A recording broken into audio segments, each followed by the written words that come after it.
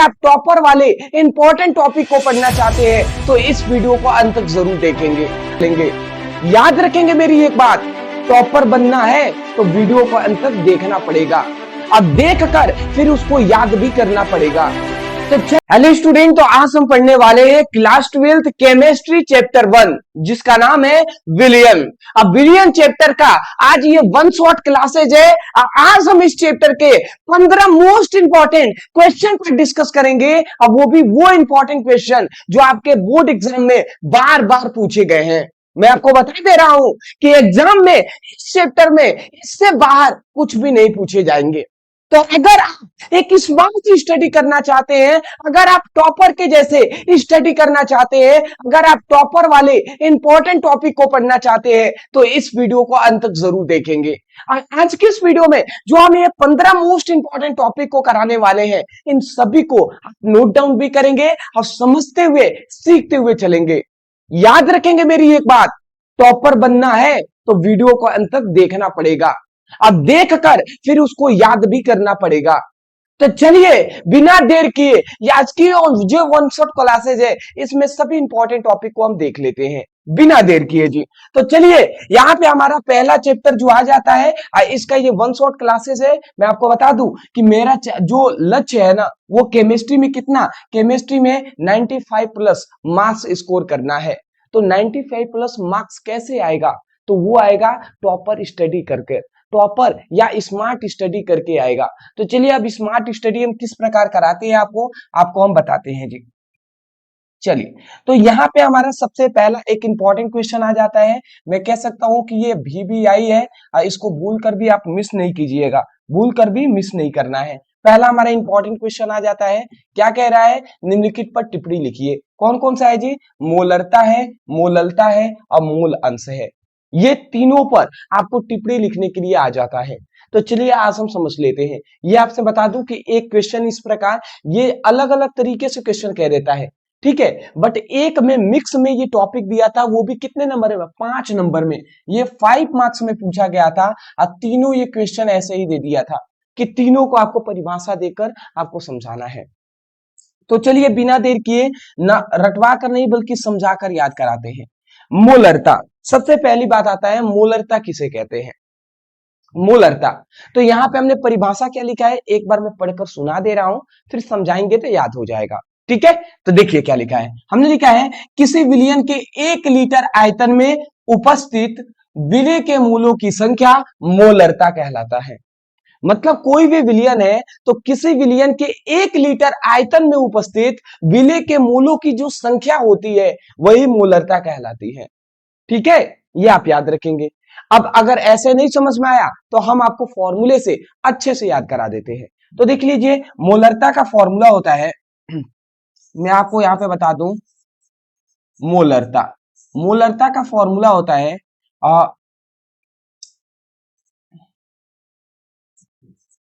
विलय का मोल बटे विलयन का आयतन, अब वो भी किसमें, तो लीटर में। ये आप याद रखेंगे। तो ये फॉर्मूला होता है जी, ये होता है फॉर्मूला, किसका फॉर्मूला होता है, तो ये आप याद रखेंगे, ये मोलरता का फॉर्मूला है, ये मोलरता का फॉर्मूला है। अब देख लीजिए यहाँ पे मोलरता का कैसे फॉर्मूला लिखा गया है, मोलरता इक्वल टू विलय के मोलों की संख्या बटे विलयन का आयतन लीटर में। तो नीचे क्या दिया है, विलयन का आयतन दिया है। मैं आपसे कह रहा हूं कि अगर विलयन का जो आयतन है, अगर हम विलयन के आयतन को 1 लीटर ले लेते हैं, विलयन के आयतन को अगर हम 1 लीटर ले लेते हैं तो नीचे 1 का कोई मतलब नहीं होगा। तो हम ये कह रहे हैं कि किसी विलयन के 1 लीटर आयतन में उपस्थित, अब परिभाषा को ध्यान से समझेंगे, याद यही से होगा। अब क्या परिभाषा कहेंगे, कहेंगे कि किसी विलयन के 1 लीटर आयतन में उपस्थित विलय के मोलों की संख्या मोलरता कहलाता है। देखिए विलय का मोल लिखे हैं, मोल का मतलब क्या है कि विलय के मोलों की संख्या है, विलय के मोलों की संख्या भी आप लिख सकते हैं, मोल मतलब मोलों की संख्या ही है, ठीक है। तो परिभाषा एक बार अंत में सुन लीजिए, याद हो जाएगा। क्या कहेंगे कि किसी विलयन के 1 लीटर आयतन में उपस्थित विलेय के मोलों की संख्या मोलरता कहलाता है। यही हमने लिखा है कि किसी विलयन के 1 लीटर आयतन में उपस्थित विलेय के मोलों की संख्या मोलरता कहलाता है। आशा करता हूं ये बात आप समझ के होंगे, तो ये आप याद रखेंगे। अगली अगली यहाँ पे एक और बात हम आपको बता दे रहे हैं, एक और हम आपको यहाँ पे बात बता दे रहे हैं, वो क्या है, थोड़ा सा एक फिगर से हम समझा देते हैं, ठीक है, क्योंकि फिगर से स्टूडेंट बहुत जल्दी समझ लेते हैं।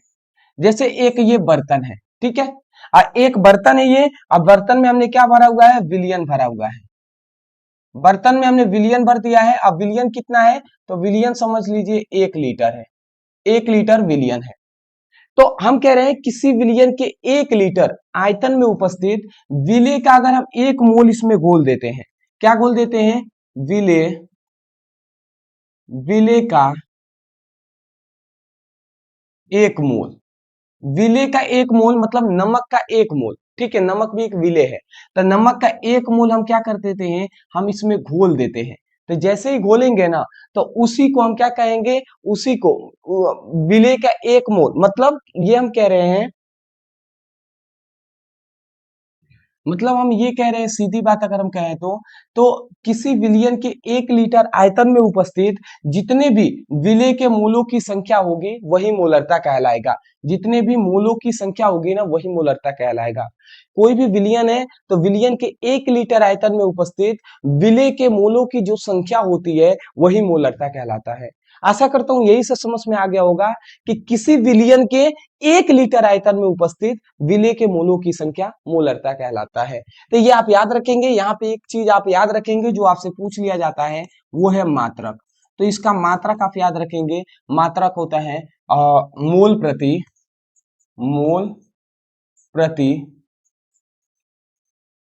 लीटर, मोल प्रति लीटर। तो ये आप याद रखेंगे, मोल प्रति लीटर इसका आयतन हो जाएगा, ठीक है। तो सॉरी, आयतन नहीं, इसका मात्रक हो जाएगा, ये आप याद रखेंगे, ठीक है। चलिए जी, ये पहला हमारा क्लियर हो गया। दूसरा हमारा आता है मोलरता। अब दूसरा हमारा क्या है, मोललता है, मोललता। मोललता का परिभाषा क्या होगा, तो कह रहा है किसी विलायक के 1 kg में उपस्थित विलेय के मोलों की संख्या मोललता कहलाता है। ये परिभाषा है। नहीं समझ में आया, हम समझा देते हैं। परिभाषा क्या है, यहाँ पे बोला गया है, इसको ध्यान अगर दे रहे हैं तो अच्छी बात है, नहीं तो देखिए कैसे याद हो जाएगा आपको। आप क्या लिखेंगे, देखिए विलायक का परिभाषा जो होता है, सॉरी, मोललता का जो फॉर्मूला होता है, मोललता मोललता का फॉर्मूला क्या होता है, मोललता का फॉर्मूला होता है विलेय का मोल मतलब विलेय के मोलों की संख्या। अब बटे क्या होता है, बटे होता है विलायक का भार। विलायक का भार वो भी किसमें, केजी में, किलोग्राम में होना चाहिए। तो ये होता है फॉर्मूला जी। अब देख लीजिए यहाँ पे मोललता इक्वल टू फॉर्मूला होता है विलेय का मोल बटे विलायक का भार केजी में। अब हम ये कह रहे हैं कि जो विलायक का भार जो हमने लिया है, मान लेते हैं विलायक को हम 1 kg ले लेते हैं, कि 1 kg विलायक हमने ले लिया, ठीक है, 1 kg हमने क्या ले लिया, विलायक ले लिया। तो हम ये कह रहे हैं कि किसी विलायक के 1 kg में उपस्थित विलेय के मोलों की संख्या ही मोललता कहलाता है। मान लेते हैं किसी विलायक का 1 kg हमने ले लिया, तो 1 kg में जितने भी मोलों की संख्या होंगी वो सभी क्या कहलाएंगे, मोललता कहलाएंगे। तो परिभाषा आप क्या कहेंगे, परिभाषा आप ये कहेंगे कि किसी विलायक के 1 kg में उपस्थित विलेय के मोलों की संख्या मोललता कहलाता है। आशा करता हूं आप समझ गए होंगे। वही लिखा गया है, किसी विलायक के 1 kg में उपस्थित विलेय के मोलों की संख्या क्या कहलाता है, मोललता कहलाता है। तो मैं आशा करता हूं आप समझ के होंगे। यहाँ पे एक और चीज आप याद रखेंगे, जो होता है मात्रक। तो इसका मात्रक आप याद रखेंगे, इसका मात्रक होता है मोल प्रति केजी। तो ये आप याद रखेंगे, मोल प्रति केजी इसका मात्रक हो जाएगा, मतलब मोल प्रति किलोग्राम, ठीक है। अगला एक और चीज आप एक फॉर्मूला एक याद रखेंगे, न्यूमेरिकल के लिए बहुत इंपॉर्टेंट है। मोल बराबर क्या होता है, तो मोल बराबर यह होता है भार बटे अणुभार, भार बटे अणुभार। आप ये भी फॉर्मूला आप याद रखेंगे। ये हम बता रहे थे, ये भी आप याद रखेंगे। भार बटे क्या होता है, अणुभार, ये फॉर्मूला होता है। अब ये हमने क्यों बताया, क्योंकि देखिए विलेय का मोल लिखा है, इसको अगर हम तोड़ना चाहें तो विलेय का भार बटे विलेय का अणुभार में तोड़ देंगे, अब विलायक का भार भी हम लिख सकते हैं। तो इस फॉर्मूले को इस फॉर्मूले के हिसाब से चेंज भी कर सकते हैं समय के अनुसार, अगर हमें जरूरत पड़े तो। फिलहाल अभी आपको दो फॉर्मूला याद रखना है, दो टॉपिक आपका क्लियर हो चुका है। तीसरा हमारा आता है मोल अंश, जिसे हम मोल प्रभाज के भी नाम से जाना जाता है। ये बहुत ही फेमस टॉपिक है, चलिए इसको हम समझ लेते हैं। मोल अंश, अच्छा मोल अंश आपको समझ में आ जाएगा, बट आपको मैं एक चीज पूछ रहा हूं, विलियन आप नाम सुने होंगे, विलियन, विलियन आप नाम सुने होंगे, तो विलियन कितने घटकों से मिलकर बना होता है, कितने घटकों से मिलकर बना होता है? तो आप क्या जानेंगे, आप कहेंगे सर दो घटकों से मिलकर बना होता है। एक क्या आप कहेंगे, तो एक कहेंगे आप विलायक और दूसरा आप कहेंगे विलेय। तो जब विलायक और विलेय मिलते हैं आपस में, ठीक है, तब जाकर विलियन का निर्माण होता है। तो विलियन के दो घटक होते हैं, एक विलेय एक विलायक। जैसे विलायक का मतलब जैसे कि पानी, अब विलेय का मतलब जैसे चीनी हो गया, नमक हो गया, ये सभी हमारे क्या होंगे, विलेय होंगे। मतलब जो पानी में घुलते हैं वो सब चीनी, जो वो क्या होंगे, विलेय ही होंगे। तो सीधी बात यहाँ पे कह रहे हैं कि पानी और चीनी मिलेंगे तो मान लेते हैं शरबत बन रहा है, शरबत, शरबत बन रहा है, तो शरबत एक क्या होगा, विलियन होगा। तो हम ये कह रहे हैं कि विलियन बनाने के लिए हमें पानी और चीनी की आवश्यकता पड़ेगी। मतलब अगर विलियन बनाना है तो हमें विलायक और विलेय की आवश्यकता पड़ेगी। तो विलियन के दो घटक होते हैं, ये आप याद कर लीजिए, एक विलायक होता है, एक विलेय होता है। तो ये आप याद रखेंगे, आशा करता हूं ये आप याद रखेंगे। तो मैं यहाँ पे लिख दे रहा हूं, यहाँ पे मैं एक चीज लिख दे रहा हूं, आप इसको याद रखिएगा। क्या याद रखिएगा, कि जो विलियन होता है, विलियन के दो घटक होते हैं, एक विलायक और एक होता है विलेय। ठीक है, ये आप याद रखेंगे। चलिए, तो अब आप ध्यान से समझेंगे, अब इसका परिभाषा क्या होगा। तो हमने मोल अंश लिख दिया है, तो परिभाषा इसका क्या हमने लिखा है, एक बार मैं पढ़कर सुना दे रहा हूं। हमने लिखा है कि किसी विलियन में उपस्थित किसी घटक का मोल प्रभाज, किसी कोई भी विलियन है तो किसी विलियन में उपस्थित किसी भी घटक का मोल प्रभाज, किसी भी घटक का मतलब किसी विलियन में उपस्थित किसी भी घटक का मोल प्रभाज।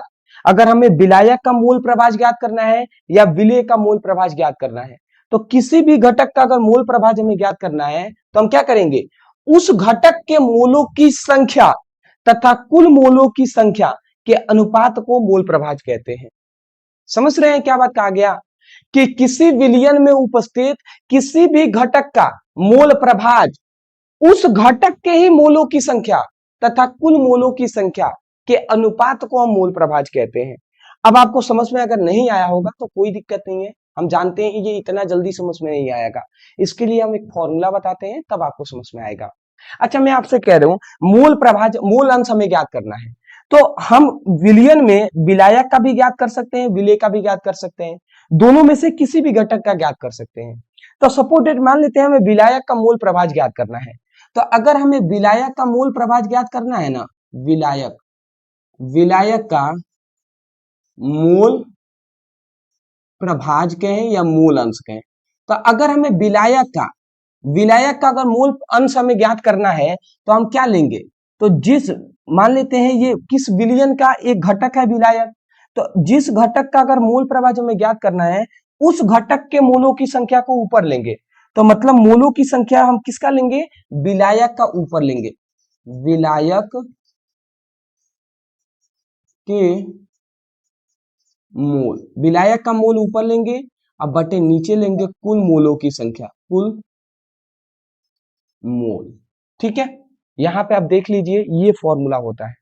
मतलब अगर अगर हमें विलायक का मोल अंश ज्ञात करना है तो हमें विलायक का मोलों की संख्या ऊपर लेना है, विलायक के मोल ऊपर लेंगे और नीचे कुल मोल लेंगे। कुल मोल का मतलब क्या है, कि कुल मोल कब कैसे ज्ञात होगा, जब विलेय का मोल, विलायक का मोल और विलेय का मोल दोनों के मोलों को जोड़ देंगे तो कुल मोल हो जाएगा, तो यही कुल मोल है जी। ठीक है, तो अगर सिंपल सा यहाँ पे हम कहें तो हम यही कह रहे हैं कि किसी विलयन में उपस्थित किसी भी घटक का, इन दोनों में से किसी भी घटक का मोल प्रभाज उस घटक के मोलों की संख्या, मोलों की संख्या तथा कुल मोलों की संख्या, कुल मोलों की संख्या के अनुपात को, ये क्या है, अनुपात ही तो है, तो के अनुपात को हम क्या कहते हैं, के अनुपात को हम क्या कहते हैं, मोल अंश कहते हैं। बात आपको समझ में आ रहा है ना, बात आपको समझ में आ रहा है। अगर हमें मान लेते हैं विलायक का मूल अंश नहीं ज्ञात करना है, अगर हमें ज्ञात करना है विलेय का मूल अंश, तो हम क्या करेंगे, केवल विलायक के जगह पर विलेय लिख देंगे। तो विलेय का मूल अंश इक्वल टू क्या होगा, अब विलेय का ज्ञात कर रहे हैं तो यहाँ पे विलायक के जगह पर विलेय लिखेंगे, तो विलेय के मूलों की संख्या और नीचे लिखेंगे कुल मूलों की संख्या। मतलब जिसका अगर मोल प्रभाज हमें ज्ञात करना है उसी की मोलों की संख्या को ऊपर हम लेंगे। अगर हमें विलायक का मोल अंश ज्ञात करना है तो विलायक का मोलों की संख्या लेंगे, अगर हमें विलेय का मोल अंश ज्ञात करना है तो विलेय का मोलों की संख्या ऊपर लेंगे। तो हम यही कह रहे हैं कि किसी विलयन में उपस्थित किसी भी घटक का मोल अंश उस घटक के मोलों की संख्या तथा कुल मोलों की संख्या के अनुपात को हम मोल अंश कहते हैं। बात समझ रहे हैं। अगर हमें विलायक का मूल अंश ज्ञात करना है तो विलायक के मूलों की संख्या को ही ऊपर लेंगे, अगर विलेय का मूल अंश ज्ञात करना है तो विलेय का मूलों की संख्या ही ऊपर लेंगे। तो इसीलिए हमने यहां पे लिखा है कि किसी विलयन में उपस्थित किसी भी घटक का मोल प्रभाज, किसी विलयन में उपस्थित किसी घटक का मोल प्रभाज उस घटक के मोलों की संख्या, उस घटक के मोलों की संख्या तथा कुल मोलों की संख्या के अनुपात को मोल प्रभाज कहते हैं। तो मैं आशा करता हूं कि अब आपको समझ में आ गया होगा। तो ये एक फॉर्मूला याद रखेंगे कि विलायक का मोल प्रभाज इक्वल टू विलायक के मोलों की संख्या कुल मोलों की संख्या होता है। एक और लिख लेंगे विलेय का, विलायक की जगह पर विलेय लिखेंगे तो विलेय का मूल अंश इक्वल टू क्या होगा, विलेय का मोलों की संख्या ऊपर लिखिएगा, बाकी सेम रहेगा कुल मोलों की संख्या। तो मैं आशा करता हूं ये आपको समझ में आ गया होगा। और एक और याद रखेंगे कि मूल अंश का कोई भी मात्रक नहीं होता है, मात्रकहीन राशि होती है। स्क्रीनशॉट ले लीजिए।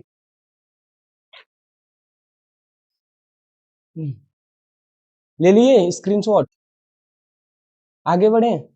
जस्ट अ सेकेंड, थोड़ा सा मैं पानी पी लेता हूं।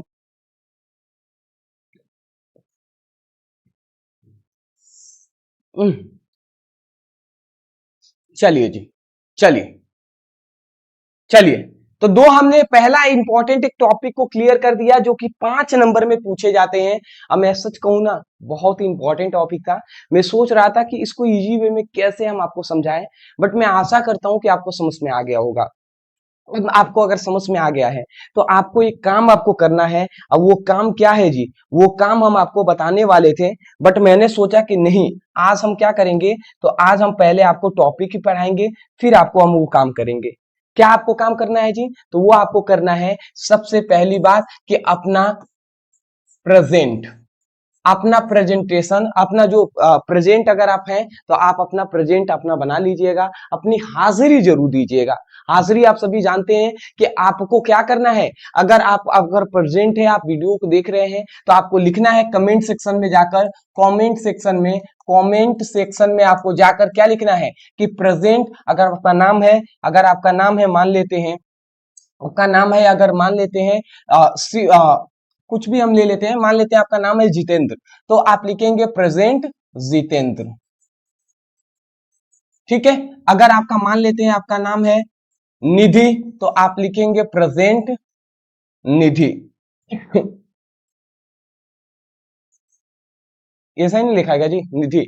तो इस प्रकार आप लिख लीजिएगा। ठीक है। तो आप अपना सबसे पहले तो अपना प्रेजेंट, अपना जो हाजिरी है इसको बना लीजिएगा। तो जाइए सबसे पहले तो आप कमेंट में पहले लिखिए। लिख लिए, अच्छी बात है जी।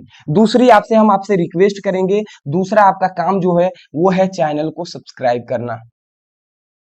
तो जितने भी हमारे प्यारे स्टूडेंट देख रहे हैं, मैं उनसे चाहूंगा कि आप हमारा सपोर्ट करने के लिए चैनल को सब्सक्राइब कीजिएगा। अब केवल आप हमारा ही नहीं बल्कि आप अपने सपोर्ट के लिए भी चैनल को सब्सक्राइब कीजिएगा।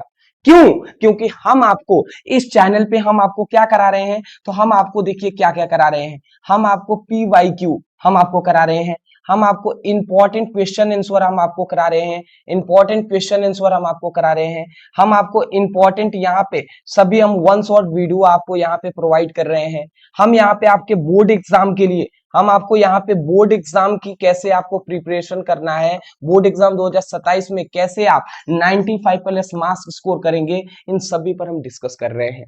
तो इसके लिए जरूरी है कि आप चैनल को सब्सक्राइब किए रहें, जिससे कि कोई भी वीडियो आपसे मिस ना हो। ये चैनल क्यों जरूरी है, क्योंकि इस चैनल पे हमारा मेन जो मकसद है ना, वो स्मार्ट स्टडी कराना है जी। स्मार्ट स्टडी आप हमेशा से सुनते आ रहे हैं कि स्मार्ट स्टडी कीजिए, हार्ड नहीं बल्कि अब आपको स्मार्ट स्टडी पर करना पड़ेगा। तो यहाँ पे स्मार्ट स्टडी ही कराया जाएगा। एनसीईआरटी फॉलो हम करते हैं जी, ये पहली बात मैं बता दूं। आप कहीं से हैं, किसी भी बोर्ड से हैं, आप अच्छे से यहाँ से पढ़ाई अपनी कर सकते हैं। ठीक है, चलिए जी। तो मैं आशा करता हूं कि आप चैनल को सब्सक्राइब कर दिए होंगे, अपना प्रेजेंट अपना बना लिए होंगे, जिससे कि मुझे भी पता चल सके कि मुझसे कौन कौन से स्टूडेंट पढ़ रहे हैं। ठीक है, उनका नाम क्या है, अब मेरे दिमाग में भी उनका सभी का नाम आ जाए, कि जिससे कि क्लासेस में जब मैं कोई भी क्लासेस लूं तो उनका मैं नाम ले सकूं। ठीक है, चलिए जी। अगला हमारा दूसरा इंपॉर्टेंट क्वेश्चन आ जाता है, और दूसरा हमारा इंपॉर्टेंट है कि ताप बढ़ाने पर गैसों की द्रव में विलयता में हमेशा कमी आने की प्रकृति क्यों होती है। मतलब यहाँ पे ये कहा जा रहा है, ये क्वेश्चन बहुत बार पूछा गया है, इसीलिए हमने कहा कि चलिए इसको हम समझा देते हैं आज। कह रहा है यहाँ पे ना कि अगर हम ताप बढ़ा देते हैं तो गैस जो है ना, तो गैसों की द्रव में विलयता में हमेशा कमी क्यों आती है। गैस जो है वो द्रव में कम क्यों घुलता है। अगर हम ताप बढ़ा देंगे तो गैस जो है वो पानी में सपोर्टेड मान लीजिए, क्यों ज्यादा घुलता नहीं है, क्यों कमी उसमें आने लगता है, ये हमसे पूछ रहा है क्यों आने लगता है। तो देख लीजिए यहाँ पे हमने क्या आपको लिखा है, बहुत ही सिंपल करके हमने यहाँ पे उत्तर दिया है। क्या लिया है जी, तो देख लीजिए हमने लिखा है कि ताप बढ़ाने पर गैसों की द्रव, देख लीजिए ताप बढ़ाने पर हमने क्या लिया है, हमने लिया है कि ताप बढ़ाने पर गैसों की द्रव में विलयता में कमी आती है। मतलब अगर हम ताप बढ़ा देंगे तो गैस जो है वो द्रव में मतलब पानी में विलय कम होगा, पानी में कम घुलेगा। अब क्यों कम घुलता है, यही हमसे पूछा गया है। क्योंकि गर्म होने पर गर्म होने पर गैस के कण तेजी से चलने लगते हैं। अब जैसे ही हम उसको गर्म करेंगे, ठीक है, तो गैसों के कणों की गतिज ऊर्जा बढ़ जाएगी। गतिज ऊर्जा बढ़ेगी तो गैसों के जो कण हैं वो तेजी से गति करने लगेंगे, और जैसे ही तेजी से गति करेंगे तो क्या होगा, और द्रव से बाहर निकलने लगते हैं, और इसीलिए द्रव में कम घुलनशील होते हैं। बात आप समझ रहे हैं। अगर हम यहाँ पे कह रहे हैं कि गैसों की द्रव में घुलनशीलता क्यों कम होती है, तो सीधी बात यहाँ पे यही है ना कि अगर हम गैस को गर्म करेंगे तो गैस के जो कण हैं उनकी गतिज ऊर्जा बढ़ जाती है।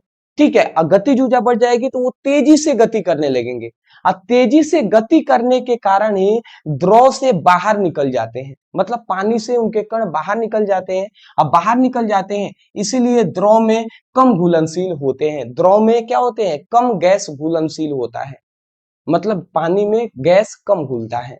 आशा करता हूं इसका सीधी मतलब ये है ना कि ताप बढ़ाने पर गैस द्रव में क्यों कम घुलता है।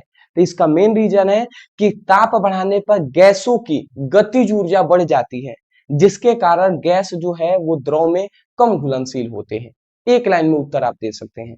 क्या क्या इसका मेन कारण है, क्योंकि जो गैस है ना, गैसों की गतिज ऊर्जा, गैस की गतिज ऊर्जा जो होती है वो बढ़ जाती है।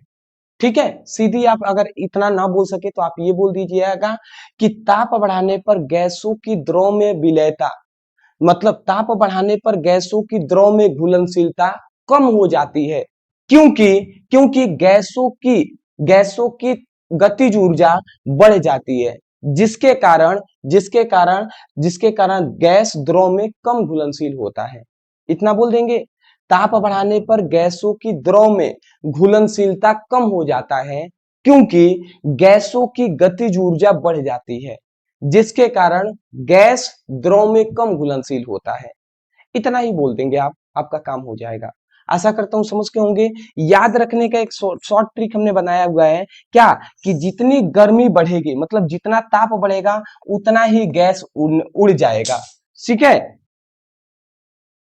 तो ये बात आप याद रखेंगे कि जितना हम ताप बढ़ाएंगे तो गतिज ऊर्जा बढ़ेगी, गतिज ऊर्जा बढ़ेगी तो गैस ज्यादा उड़ने लगेगा, बाहर निकलने लगेगा।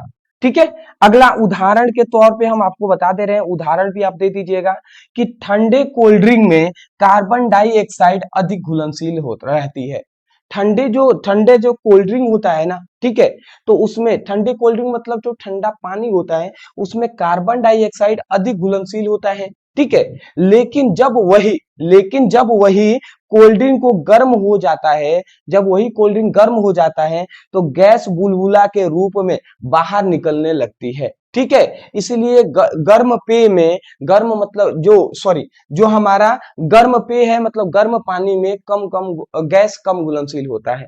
मतलब आप सीधी सी बात कहें तो पेप्सी लेकर आइएगा, बहुत ठंडा होगा, उसके जैसे ही आप, क्या होता है, जो ऊपर का जो होगा उसको खोलेंगे आप, ठीक है, जैसे ही आप उसको खोलते हैं, ठीक है, पेप्सी को, तो देखेंगे तो गांच के तौर पे इस तरीके से, जो हम कह सकते हैं, निकलने लगता है उसमें से। ठीक है, तो वो क्यों निकलता है जी, क्योंकि अब वो तापमान इसका बढ़ गया है। तापमान बढ़ने से क्या होगा, गैस जो है बुलबुला के रूप में बाहर निकलने लगता है।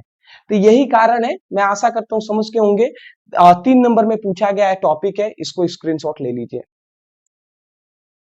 ले लिए, चलिए जी, तो ये 3 नंबर वाला इंपॉर्टेंट टॉपिक क्लियर हो गया। चलिए अगला हमारा क्वेश्चन आ जाता है। अगला हमारा, अब इसको तो कोई मतलब कहना तो है नहीं कि कितना इंपॉर्टेंट है। क्या है जी, राउल्ट के नियम को परिभाषित कीजिए तथा इसकी सीमाएं लिखिए। अब सभी ये क्लास 11th के, क्लास 12th के अगर आप स्टूडेंट हैं तो क्लास 12th के सभी स्टूडेंटों को पता होगा कि ये हमारा वीवीआई टॉपिक है इस चैप्टर का, और इसको भूल कर भी मिस नहीं करना है। तो चलिए इसको हम समझ लेते हैं। ठीक है, तो यहाँ पे ऊपर हमारा कर्तव्य है लिखना वीवीआई। वैसे तो सभी है, बट कुछ होते हैं ना भाई, कह सकते हैं कि सबसे ज्यादा इंपॉर्टेंट। तो राउल्ट का नियम, अब राउल्ट का नियम क्या है जी, तो यहाँ पे एक बात आप याद रखेंगे, राउल्ट ने जो ये नियम दिया है वो द्रव द्रव विलयन के लिए दिया है। ठीक है, द्रव द्रव विलयन के लिए इन्होंने नियम दिया है। तो मैं चाहूंगा ये एक बार नियम को मैं पढ़कर आपको सुना दूं, सुने रहेंगे तो आपको आसानी से समझ में आ जाएगा। ठीक है, तो चलिए यहाँ पे हमने लिखा है कि राउल्ट के नियम के अनुसार निश्चित ताप पर द्रव द्रव विलयन में उपस्थित किसी घटक का आंशिक वाष्प दाब उस घटक के मोल प्रभाज के समानुपाती होता है। अब ये तो परिभाषा नियम आपने सुन लिए, समझ में तो नहीं आया होगा उतना, तो कोई दिक्कत नहीं है, हम आपको समझा देते हैं। समझा दे, चलिए जी, आ जाइए हम समझा देते हैं। तो सबसे पहले समझाने के लिए एक हम यहाँ पर बर्तन लेते हैं, एक हमने यहाँ पर बर्तन ले लिया, एक हमने यहाँ पर बर्तन ले लिए हैं।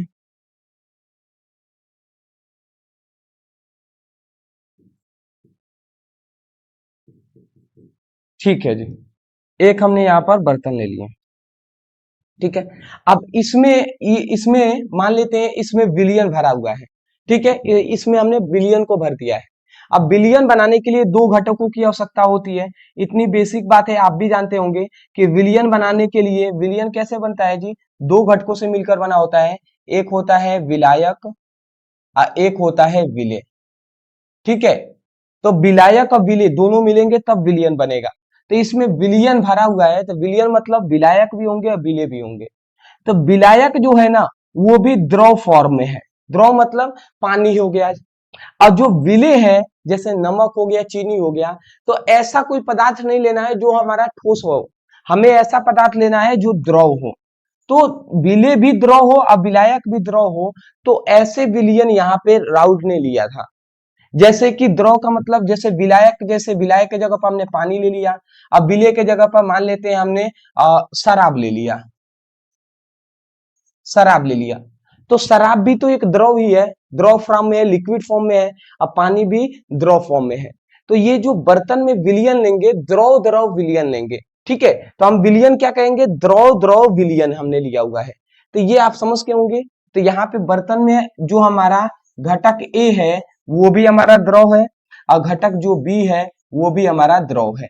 ठीक है, तो यहाँ पे घटक जो हमारा ए है वो भी द्रव है, और घटक जो हमारा बी भी है वो भी द्रव है, और ये दोनों मिलकर विलयन बने हुए हैं।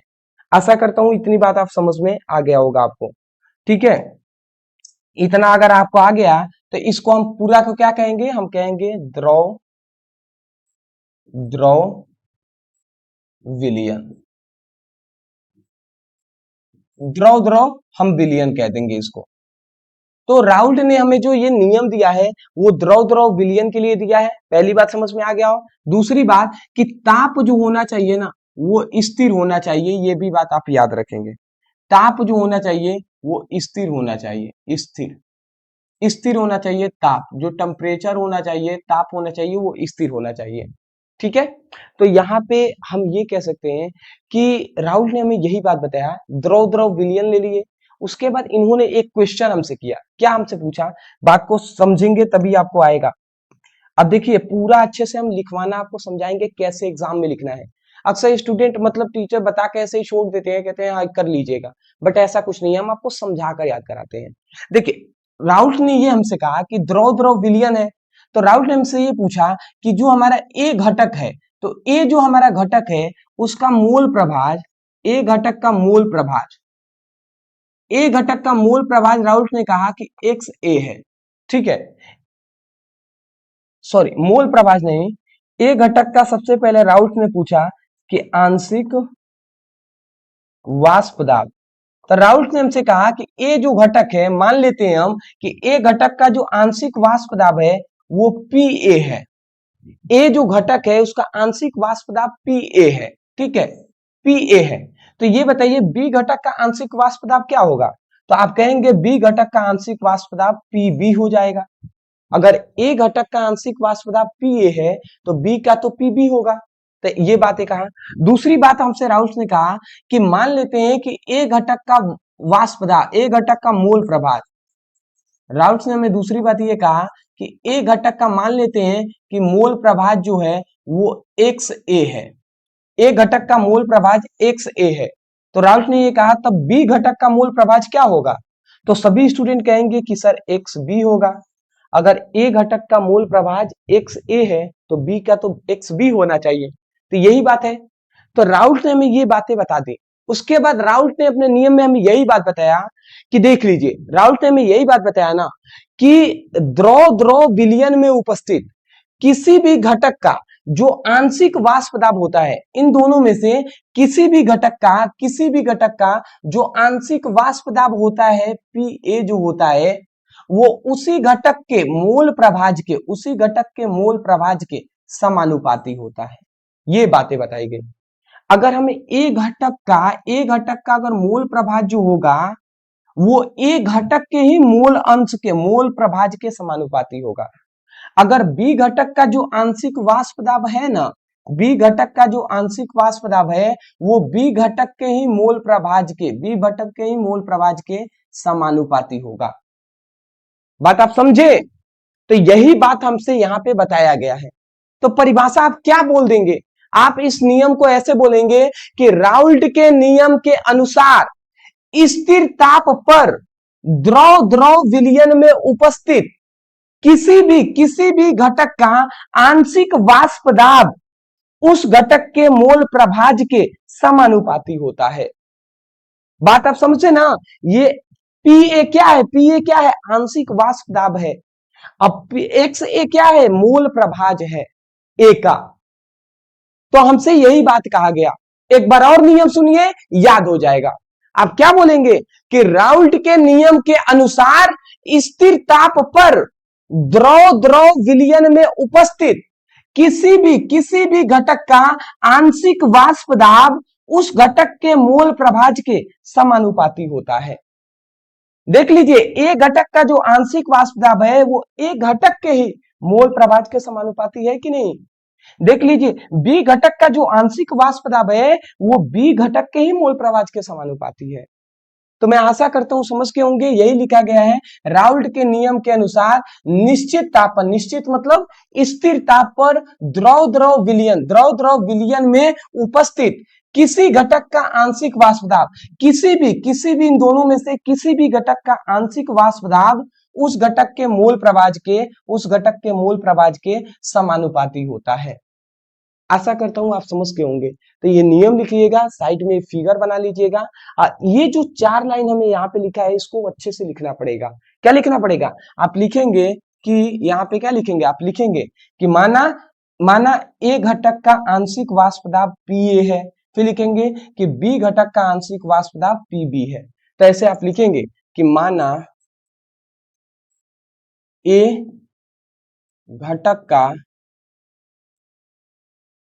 आंशिक वाष्प दाब, ए घटक का आंशिक वाष्प दाब PA है। मान लेते हैं ए घटक का आंशिक वाष्प दाब क्या है, PA है, तो बी घटक का क्या होगा, PB हो जाएगा।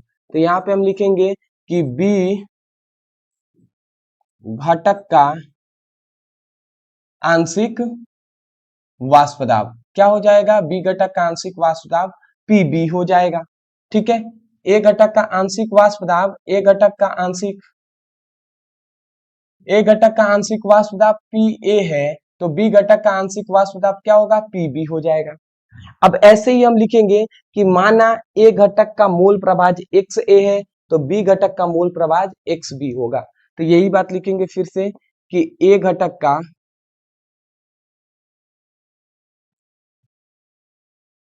मूल प्रभाज, ए घटक का मूल प्रभाज मान लेते हैं मैं XA है, तो बी घटक का मूल प्रभाज क्या होगा, तो बी घटक का मूल प्रभाज जो होगा वो क्या होगा, XB हो जाएगा। तो ये इतनी बातें तो हमने यहां से आपको लिखवा दिया है। उसके बाद तब हम लिखेंगे, तब राउल्ट ने हमें यही बात बताया ना, तब राउल्ट के नियम से, राउल्ट के नियम से हमें क्या बात बताया गया, राउल्ट के नियम से यही बात बताया गया कि ए घटक का जो आंशिक वाष्प दाब है वो ए घटक के ही मूल प्रभाज के समानुपाती होगा। यही बात बताया गया। तो हम यहाँ पे लिख देंगे कि राउल्ट के अनुसार ए घटक का जो आंशिक वाष्प दाब है, ठीक है, ए घटक का जो आंशिक वाष्प दाब है, ए घटक का जो आंशिक वाष्प दाब, सॉरी, ए घटक का जो आंशिक, अरे भैया ये क्या हो रहा है, ए घटक का जो आंशिक वाष्प दाब है वो ए घटक के ही मूल प्रभाज के, ए घटक के मूल प्रभाज के समानुपाती होता है। ये बातें बताई गई। और यहाँ पे बताया गया कि जो बी घटक का जो आंशिक वाष्प दाब है वो बी घटक के ही मूल प्रभाज के क्या होगा, समानुपाती होगा। ठीक है, इसको थोड़ा सा हम आगे बढ़ा लेते हैं। तो क्या होता है, ये PA हो जाएगा, समानुपाती का चिन्ह हटता है, इक्वल का चिन्ह आता है, तो यहाँ पे एक नियतांक आता है PA नॉट और इनटू क्या आ जाता है, XA। और अगर यहाँ पे इसको अगर हम समानुपाती का चिन्ह हटाते हैं तो इक्वल का जब चिन्ह आता है तो यहाँ पे एक नियतांक आता है PB नॉट इंटू XB। तो ये आपको याद रखना है। ठीक है, अब इसको यही हमें राउल्ट ने अपना नियम दिया था। अब यहाँ पे थोड़ा सा बात आप समझिएगा, हमने यहाँ पे क्या निकाला है कि हमने ये निकाल दिया कि ए घटक का जो आंशिक वाष्प दाब है उसका मान ये है, अब बी घटक का आंशिक वाष्प दाब का मान ये है। अगर हमें चाहिए कि इस टोटल ए घटक का आंशिक वाष्प दाब निकाल लिए, बी घटक का भी आंशिक वाष्प दाब निकाल लिए, हमें चाहिए इस टोटल जो विलयन है, द्रव द्रव विलयन है, इसका कुल वाष्प दाब कितना होगा। तो हम क्या करेंगे, तो यहाँ पे हम लिखेंगे, हम क्या लिखेंगे कि द्रव विलयन का कुल वाष्प दाब, विलयन का कुल वाष्प दाब। तो ये बताइए कि द्रव द्रव जो विलयन है इसका कुल वाष्प दाब कैसे निकालेंगे। तो कुल वाष्प दाब निकालने का फॉर्मूला यही है कि ए घटक का आंशिक वाष्प दाब अब बी घटक का आंशिक वाष्प दाब, दोनों को जोड़ देंगे तो कुल वाष्प दाब निकल जाएगा। तो यही हम लिख देंगे P A plus P B. दोनों घटक का आंशिक वाष्प दाब जोड़ देंगे ए का बी का, तो कुल वाष्प दाब निकल जाएगा। तो अगर हम जोड़ देते हैं तो क्या आ जाएगा, P is equal to P A का मान क्या होता है, P A naught into X A. तो P A naught into X A, इसका हो जाएगा P B naught into X B. ये हमारा हो जाएगा। ये हमारा क्या हो जाएगा, ये हमारा क्या हो जाएगा, प्रूव्ड, मतलब ये हमारा मेन फॉर्मूला हो जाएगा कुल आंशिक वाष्प दाब, द्रव द्रव विलयन के लिए कुल आंशिक वाष्प दाब का फॉर्मूला।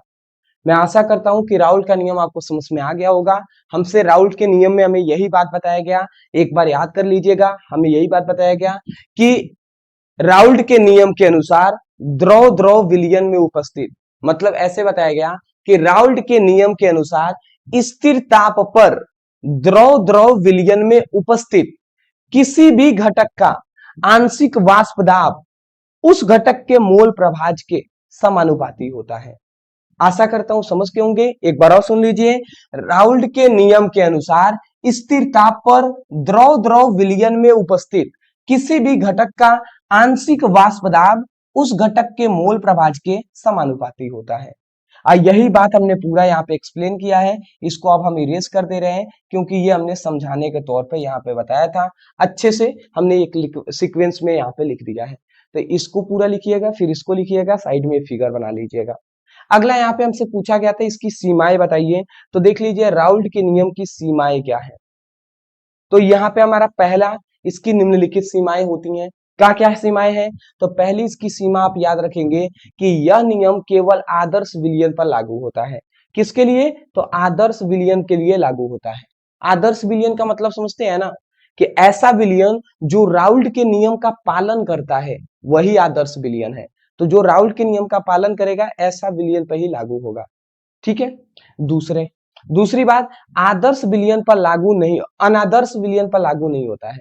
जो अनादर्श विलयन होंगे ना उस पर यह नियम काम नहीं करेगा। अनादर्श विलयन मतलब ऐसा विलयन जो राउल्ट के नियम को फॉलो नहीं करती है, मानता नहीं है, वैसे विलयन पर यह नियम काम नहीं करेगा। तीसरा आपको याद रखे हैं, तनु विलयन होना आवश्यक है।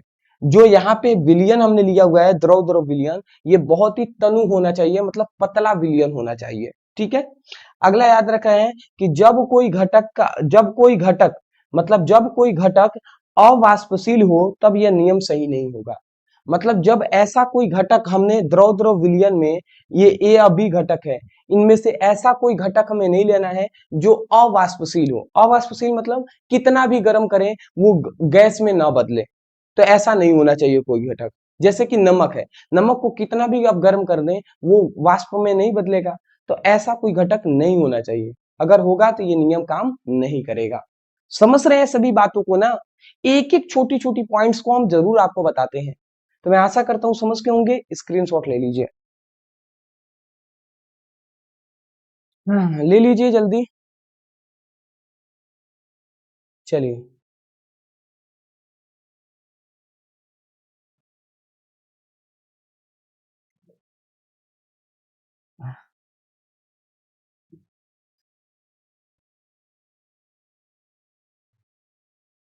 अगला हमारा क्वेश्चन आ जाता है। अब ये मैं कह सकता हूं कि मोस्ट इंपॉर्टेंट क्वेश्चन है। आप खुद ही, मैं कहूंगा ना, मुझ पर आपको पता नहीं, हो सकता है नए नए मुझे देख रहे हैं आप, तो हो सकता है आपको भरोसा हो भी ना भी हो, तो मैं आपसे कहूंगा ना, एक बार आप पेपर खुद ही उठाकर देख लीजिएगा।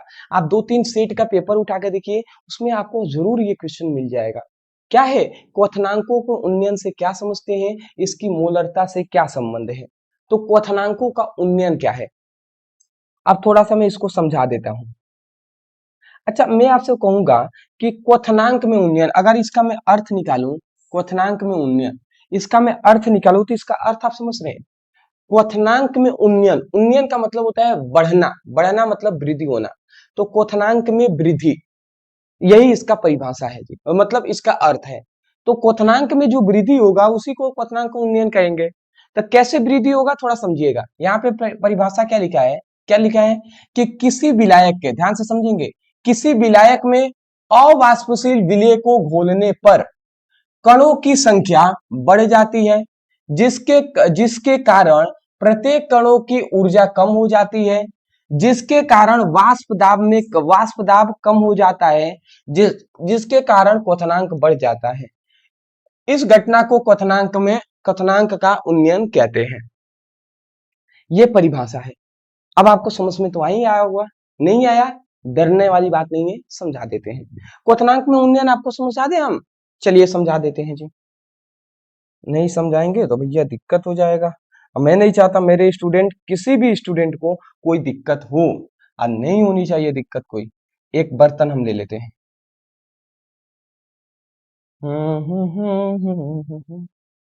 एक काम हम कर लेते हैं दोस्त, थोड़ा सा एक काम हम कर लेते हैं। क्या हम काम करेंगे, बहुत ही अच्छा काम करेंगे। थोड़ा सा जगह की मुझे आवश्यकता है, इसीलिए मैं थोड़ा सा इसको छोटा कर लेता हूँ। ऐसे कोई दिक्कत आपको इससे नहीं होनी चाहिए। ये थोड़ा सा छोटा हमने कर लिया, कोई दिक्कत तो नहीं है, नहीं है नहीं चाहिए। चलिए एक हम बाबू बर्तन ले लेते हैं। एक हमने यहाँ पे बर्तन ले लिया, ठीक है। एक हमने यहाँ पे बर्तन ले लिया, इस बर्तन में हमने क्या घोल दिया, देखिए इसमें हमने विलायक को लिया हुआ है। विलायक मतलब आप समझते हैं ना, विलायक मतलब होता है जैसे कि पानी हो गया, तो पानी हमने लिया हुआ है। तो जब किसी विलायक में हम क्या घोल देते हैं, अवाष्पशील विलेय को घोल देते हैं। अवाष्पशील विलेय, अवाष्पशील जो विलेय पदार्थ है, ठीक है, अवाष्पशील जो विलेय पदार्थ है, इसको हम इसमें घोल देते हैं, ठीक है। तो जब किसी विलायक में अवाष्पशील विलेय पदार्थ को हम जैसे इसमें घोलते हैं, तो घोलेंगे तो जानते हैं क्या होगा, सबसे पहले ये होगा कि कणों की संख्या, कणों की जो संख्या होगी वो क्या होगी, बढ़ जाएगी। सबसे पहला तो यही होगा कि कणों की संख्या क्या हो जाएगी, बढ़ जाएगी, ठीक है। ये आप याद रखेंगे। दिखाई तो दे रहा है ना, ठीक है, दिखाई दे रहा है।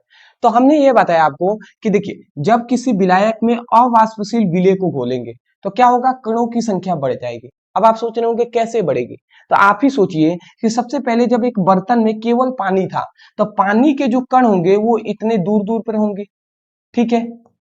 इसके बाद हमने इसमें अवाष्पशील विलेय को घोल दिया। अवाष्पशील मतलब ऐसा कोई पदार्थ जिसको कितना भी गर्म करें वो वाष्प में न बदले, ऐसे कोई कण को हमने घोल दिया, जैसे नमक हो गया। तो जब नमक के कण घुलेंगे तो ये नमक के कण भी इतने आ जाएंगे। तो देखिए जब पहले तो केवल विलायक के ही कण थे, अब इसके भी कण आ जाएंगे। तो जब कण बहुत ज्यादा हो जाएंगे तो इसका मतलब कणों की संख्या बढ़ी कि नहीं बढ़ी, तो बढ़ी ना।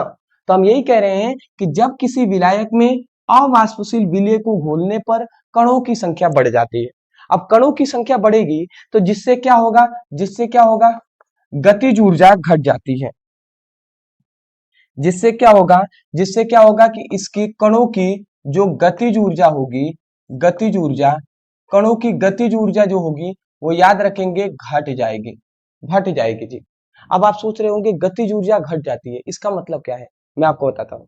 गतिज ऊर्जा क्यों घटती है जी, कि आप ही बताइए। पहले था कम भीड़ था, कम भीड़ का मतलब पहले कण के बीच की दूरी ज्यादा थी, तो ज्यादा था तो तेजी से गति कर पा रहे थे। अब कण हो गए हैं बहुत ही ज्यादा, तो जब कण ज्यादा हो जाएंगे तो ऊर्जा सभी में बांटनी पड़ेगी। जब कम लोग होंगे तो ज्यादा, मान लेते हैं 100 रुपए है, ठीक है, और 10 लोग हैं तो जाहिर सी बात है सभी को 10-10 रुपए मिल जाएंगे। परंतु अगर 10 की जगह पर, ठीक है, सभी को 10 आदमी है तो 10-10 रुपए मिल रहे थे, अब हो गए 20 आदमी, तो आप सभी को 5-5 रुपए मिलेंगे ना। तो जाहिर सी बात यही है कि पहले क्या था, सीधी बात है कि जैसे ही कणों की संख्या बढ़ी तो गतिज ऊर्जा, जो ऊर्जा का मान है वो घट गया, सभी में ऊर्जा बांटनी पड़ी, इसलिए ऊर्जा का मान घट गया। या ऐसे भी आप समझ सकते हैं कि अगर आपको एक खुला ग्राउंड है उसमें दौड़ने के लिए कहा जाए तो तेजी से आप दौड़ पाएंगे, गतिज ऊर्जा आपकी ठीक रहेगी। परंतु अगर आप पूरा मेला लगा हुआ है, भीड़ बहुत ज्यादा है, खचाखच भरे हुए आदमी है, उसमें आपको दौड़ने के लिए कहा जाए तो आप तेजी से दौड़ पाएंगे, नहीं दौड़ पाएंगे। ऐसे ही इसमें भी कणों की संख्या बहुत ज्यादा है तो गतिज ऊर्जा ज्यादा होगी, तो इसीलिए कणों की संख्या ज्यादा है तो इसीलिए गतिज ऊर्जा क्या होती है, घट जाती है, ठीक है। अब जैसे ही गतिज ऊर्जा घटी ना, तो गतिज ऊर्जा घटी तो जिसके कारण वाष्प दाब में भी क्या होता है, जिसके कारण वाष्प दाब जो है, वाष्प दाब इसमें भी कमी आ जाता है, वाष्प दाब भी घट जाता है। क्योंकि गतिज ऊर्जा घटा तो वाष्प दाब घटेगा ही घटेगा, मतलब वाष्प गैस के रूप में बाहर नहीं निकलेगा, तो वाष्प दाब घटा। वाष्प दाब अगर घट रहा है तो इसका मतलब क्या है कि वाष्प दाब घटने का मतलब ही है कि क्वथनांक जो है, क्वथनांक जो है, क्वथनांक में क्या हो रहा है, वृद्धि हो रहा है। तो क्वथनांक में इसका मतलब है कि क्वथनांक में वृद्धि होता है। ठीक है, वाष्प दाब घटा इसका मतलब क्वथनांक में वृद्धि होता है, और क्वथनांक में वृद्धि हो रहा है का मतलब ही है क्वथनांकों का उन्नयन। और क्वथनांकों का उन्नयन ये हमें पढ़ना था, तो यही तो है टॉपिक। तो परिभाषा आप क्या बोलेंगे, देख लीजिए परिभाषा आप क्या बोलेंगे, आप कहेंगे, अब परिभाषा ध्यान से समझेंगे याद हो जाएगा।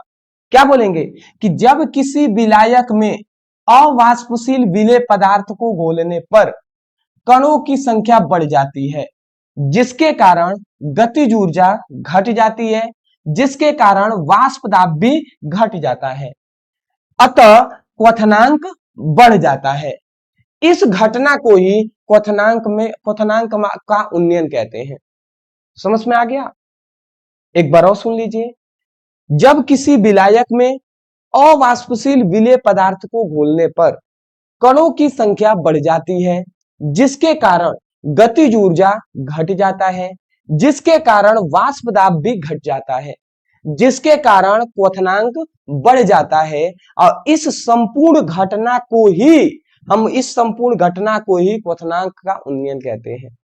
यही बात हमने लिखा है कि जब किसी विलायक में अवाष्पशील विलेय को घोलने पर, जब किसी विलायक में अवाष्पशील को घोलने पर देखिए कणों की संख्या बढ़ जाती है। सबसे पहले कणों की संख्या बढ़ जाती है, जिसके कारण प्रत्येक कणों की ऊर्जा कम हो जाती है, जिसके कारण प्रत्येक कणों की जो गतिज ऊर्जा है वो कम हो जाती है, जिसके कारण वाष्प दाब कम हो जाता है, जिसके कारण वाष्प दाब भी कम हो जाता है, जिसके कारण क्वथनांक बढ़ जाता है, जिसके कारण क्वथनांक बढ़ जाता है। और इस घटना को क्या कहते हैं, क्वथनांक का उन्नयन कहते हैं। मैं आशा करता हूं कि आसानी से आपको समझ में आ गया होगा कि क्वथनांक में उन्नयन क्या होता है। ठीक है, मैं आशा करता हूं जी। ठीक है, चलिए। ये क्या हो गया भैया, सॉरी, लाइट की थोड़ी सी इशू हो गया था क्या। ठीक है, इतनी बात आप समझ में आ गया होगा परिभाषा। अब इसका एक फॉर्मूला होता है, इसको भी आप याद रख लीजिएगा। फॉर्मूला क्या होता है, तो सपोज डेट ऐसा मान लेते हैं कि ये पहले जब अवाष्पशील विलेय नहीं मिलाया गया था, तब जाकर इसको विलायक है ये, तो हम मान लेते हैं कि विलायक का जो वाष्प दाब है, ठीक है, सॉरी, विलायक का जो क्वथनांक है ऐसा मान लेते हैं टी है। तो यहाँ पे हम मान लेते हैं, यहाँ पे हम लिख दें, तो यहाँ पे हम मान लेते हैं कि विलायक का क्वथनांक, तो विलायक का क्वथनांक मान लेते हैं टी है, जब हमने अवाष्पशील विलेय पदार्थ नहीं मिलाया था तब। अब जैसे ही हमने इसको मिला दिया इसमें, तो अब ये हमारा विलियन बन गया, क्योंकि विलायक में विलेय मिल गया तो अब ये पूरा विलियन कहलाएगा। तो जैसे ही हमने इसको मिला दिया तो अब विलियन बन गया, तो अब विलियन का क्वथनांक कुछ बड़ा अलग हुआ होगा, तो अब हम लिख देंगे, तो ये विलायक का क्वथनांक टी है। अब विलियन का क्वथनांक, विलियन का क्वथनांक क्या है, मान लेते हैं टी एस है। ठीक है, तो विलायक का क्वथनांक टी है, विलियन का क्वथनांक टी एस है। तो अगर हमसे पूछ दे कोई कि क्वथनांक में उन्नयन कितना हुआ है, क्वथनांक में उन्नयन, उन्नयन का मतलब क्या होता है, क्वथनांक में वृद्धि कितना हुआ है। तो क्वथनांक में अगर हमसे कोई भी वृद्धि पूछ लेता है, ठीक है, क्वथनांक में यहाँ पे लिख दे रहा हूं अवाष्पशील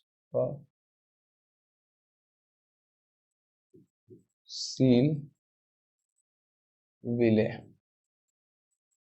अवाष्पशील विलेय, इसको मिलाया जाता है इस तरीके से। ठीक है, फिगर मतलब समझाने के लिए याद हो जाएगा। तो क्वथनांक में उन्नयन अगर हमसे कोई पूछ दे कितना हुआ है, तो हम क्या करेंगे, हम ये कहेंगे कि जितना हमारा विलियन का क्वथनांक है उसमें से पहले वाले क्वथनांक को घटा देंगे तो हमारा मिल जाएगा। तो ये क्वथनांक का एक फॉर्मूला होता है, क्वथनांक में उन्नयन का ये फॉर्मूला है, इसको याद रखेंगे। क्या क्वथनांक का उन्नयन अगर हमें पता करना है तो हम क्या करेंगे, जो विलयन दिया है टोटल, तो विलयन का क्वथनांक में से विलायक के क्वथनांक को अगर हम घटा देते हैं तो हमें पता चल जाएगा क्वथनांक में उन्नयन कितना हुआ है।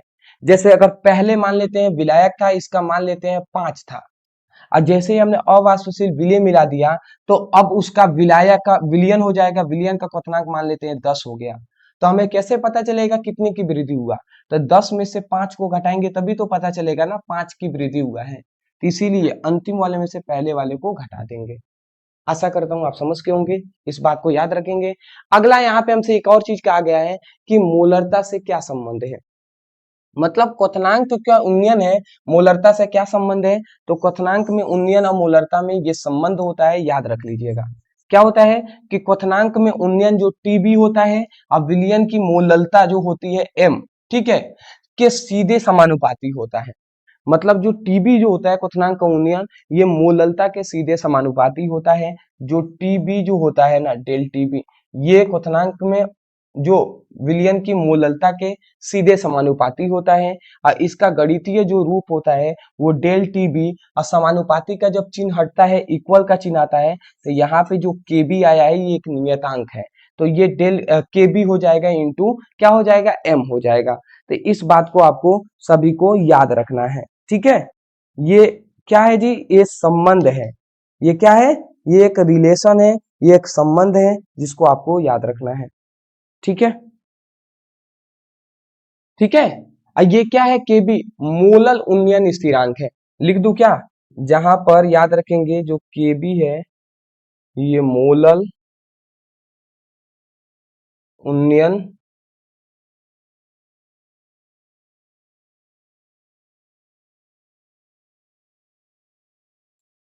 स्थिरांक, तो ये आप याद रखेंगे मोलल उन्नयन स्थिरांक है।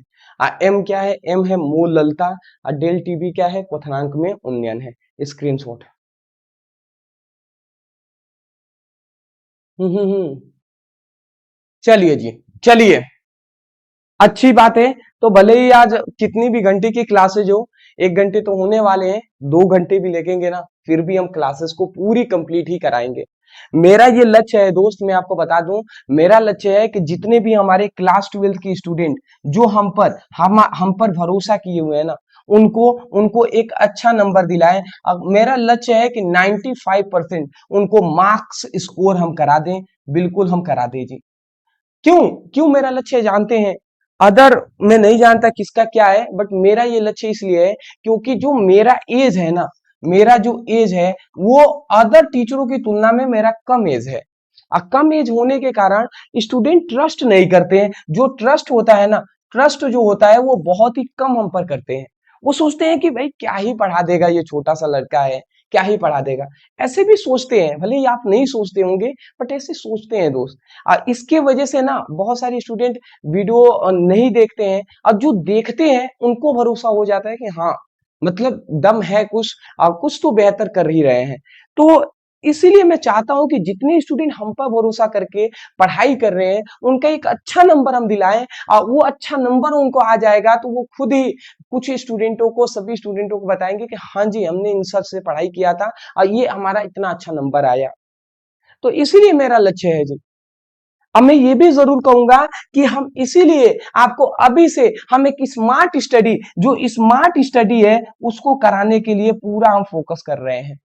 तो मैं इतना जरूर कहूंगा कि थोड़ा सा जितना आपसे हो सके सपोर्ट कीजिएगा, वीडियो को अंत तक जरूर देखेंगे हम हमेशा। और सबसे खास बात, जो वन शॉट हम क्लासेस ले रहे हैं ना, उसको भूल कर भी मिस नहीं करना है, सभी को आपको पढ़ाई करना है। आज से जो वन वन शॉट जो क्लासेज आ रही हैं वो आपको पता ही होगा कितने टाइम पे आएंगी, तो वो 7:15 पे, 7:15 AM पर आप, सॉरी PM पर, शाम को 7 बजे आपको पर डे आप मिलने वाली है, ठीक है। तो आप जरूर इसमें जुड़े और अच्छे से स्टडी अपना करें जी, ठीक है।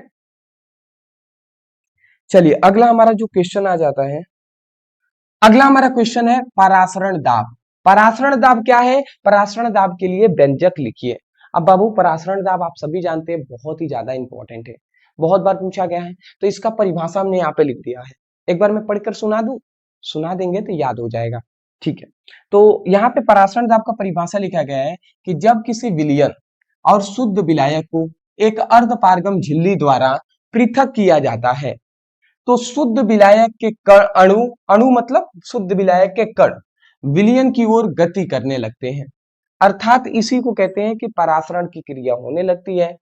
तो परासरण की क्रिया को रोकने के लिए विलयन पर लगाया गया अतिरिक्त जो दाब होता है परासरण दाब कहलाता है। ये परिभाषा है। अब परिभाषा तो ये है, बट आपको उतना जल्दी आसानी से समझ में नहीं आया होगा, तो कोई दिक्कत नहीं है, हम आपको समझाएंगे, समझाएंगे तो याद हो जाएगा। ठीक है, समझते हैं जी। तो इसको इरेज करते हैं। अब हम आपको थोड़ा सा, मैं कहूंगा परिभाषा बड़ा है तो थोड़ा समय तो लगेगा, समय लगेगा तो थोड़ा आप समय में देंगे ना, बिल्कुल देंगे। अब दे रहे हैं तो आप समझिएगा, आपका याद हो जाएगा। मुझे समय देने का मतलब है ना, समय आप भले ही हमें दे रहे हैं, बट मैं ये गारंटी दे सकता हूं कि आपको बेहतर तरीके से आपको समझ में आएगा और कभी मतलब भूलने की जो चांसेज है ना, ये आपको नहीं रहेगा। एक हमने यहां पर बर्तन ले लिया,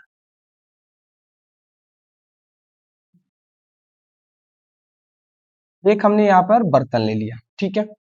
अब इस बर्तन में हमने एक अर्धपारगम झिल्ली लगा दिया। इस बर्तन में हमने एक अर्धपारगम झिल्ली लगा दी है। इस बर्तन में हमने क्या लगा दिया? एक अर्धपारगम, इस बर्तन में हमने एक अर्धपारगम झिल्ली लगा दी है। ठीक है, आप देख सकते हैं इस बर्तन में हमने क्या लगाया है, इस बर्तन में हमने क्या लगा दिया? एक अर्धपारगम झिल्ली लगा दिया। एक बर्तन है, इसमें हमने क्या लगा दिया? यहाँ पे मैं शॉर्ट में लिख दे रहा हूं, अर्ध।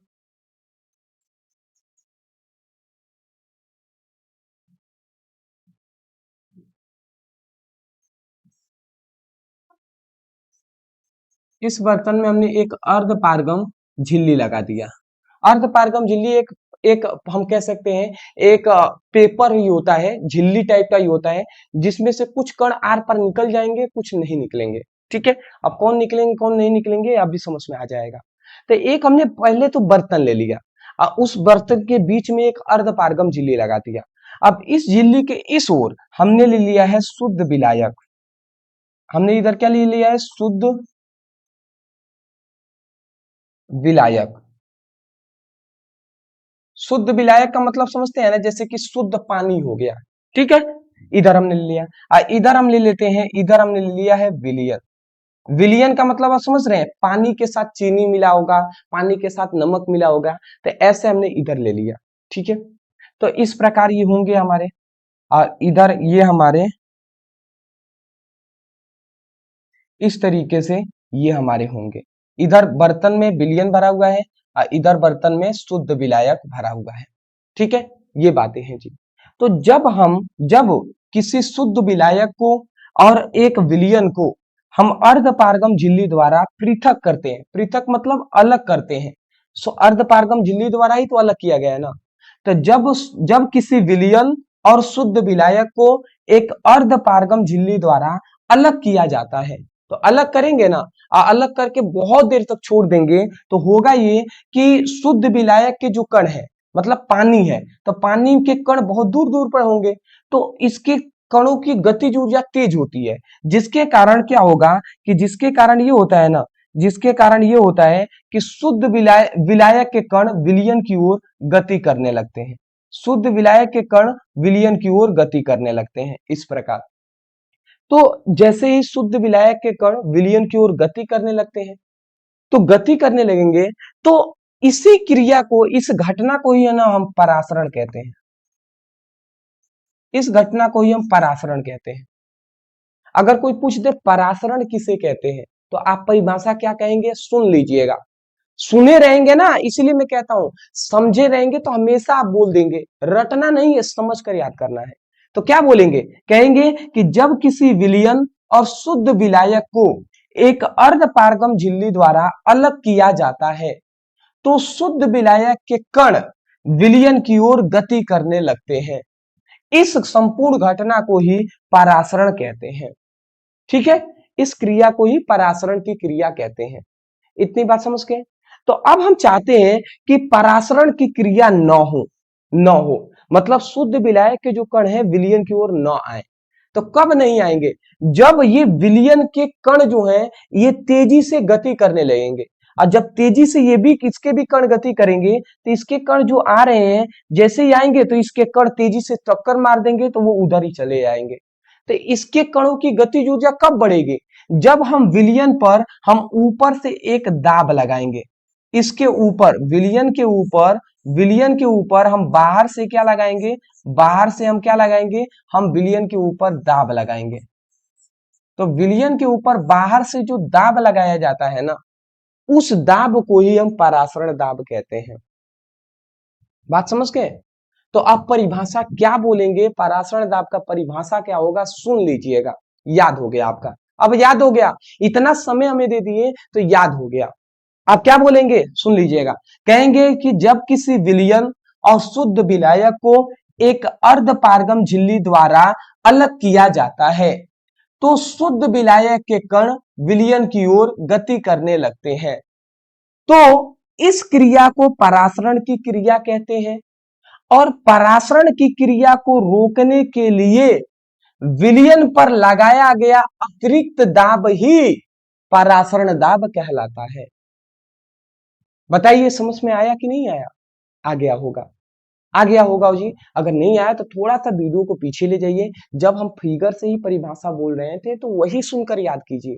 वही बात हमने लिखा है। क्या लिखा है? कि जब किसी विलयन और शुद्ध विलायक को एक अर्ध पारगम झिल्ली द्वारा पृथक किया जाता है। यहां तक हमने यही बोला, जब शुद्ध विलायक और विलयन को एक अर्ध पारगम झिल्ली द्वारा अलग किया जाता है, पृथक किया जाता है, तो शुद्ध विलायक के अणु मतलब कण विलयन की ओर गति करने लगते हैं। तो शुद्ध विलायक के कण विलयन की ओर गति करने लगते हैं। अर्थात कहने का मतलब क्या है? कि परासरण की क्रिया होने लगती है। ठीक है? तो परासरण की क्रिया को रोकने के लिए विलयन पर लगाया गया अतिरिक्त दाब ही अतिरिक्त दाब ही परासरण दाब कहलाता है। आशा करता हूं कि परासरण दाब आपको आसानी से समझ में आ गया होगा। ठीक है?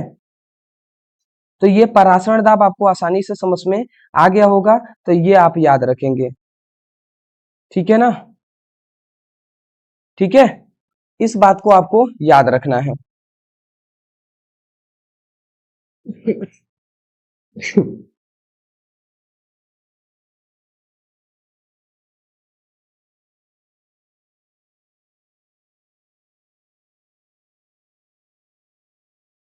चलिए, तो इतनी बात आपको समझ में आ गया ना? ठीक है, ठीक है, इतनी बात आपको समझ में आ गया। तो चलिए, एक और चीज हम इसी में सोच रहे थे कि आपको बता दें, वो अभी हम आपको बता दे रहे हैं। ठीक है, तो परासरण दाब आप समझ गए। परासरण दाब का एक फॉर्मूला होता है जो होता है pi equal to C R T. Pi equal to C R T, ये फॉर्मूला होता है, इसको आप याद रखेंगे। अब परासरण दाब को पी से भी दर्शाया जाता है, पाई से भी दर्शाया जाता है, इससे आप कंफ्यूजन नहीं होंगे। पी के जगह पे पाई भी लिख सकता है। ठीक है, ये आप याद रखेंगे। तो पी क्या है? परासरण दाब है। यहाँ पे सी क्या है? तो मैं आपको यहाँ पे नाम लिख दे रहा हूं, सी। तो सी जो है हमारा क्या है? तो वो है विलयन की मोलर सांद्रता।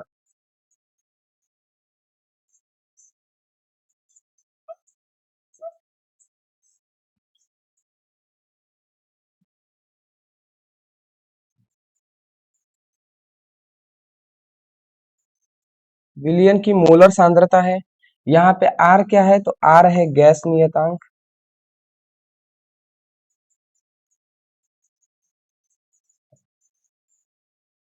और यहाँ पे टी क्या है? टी है परम ताप।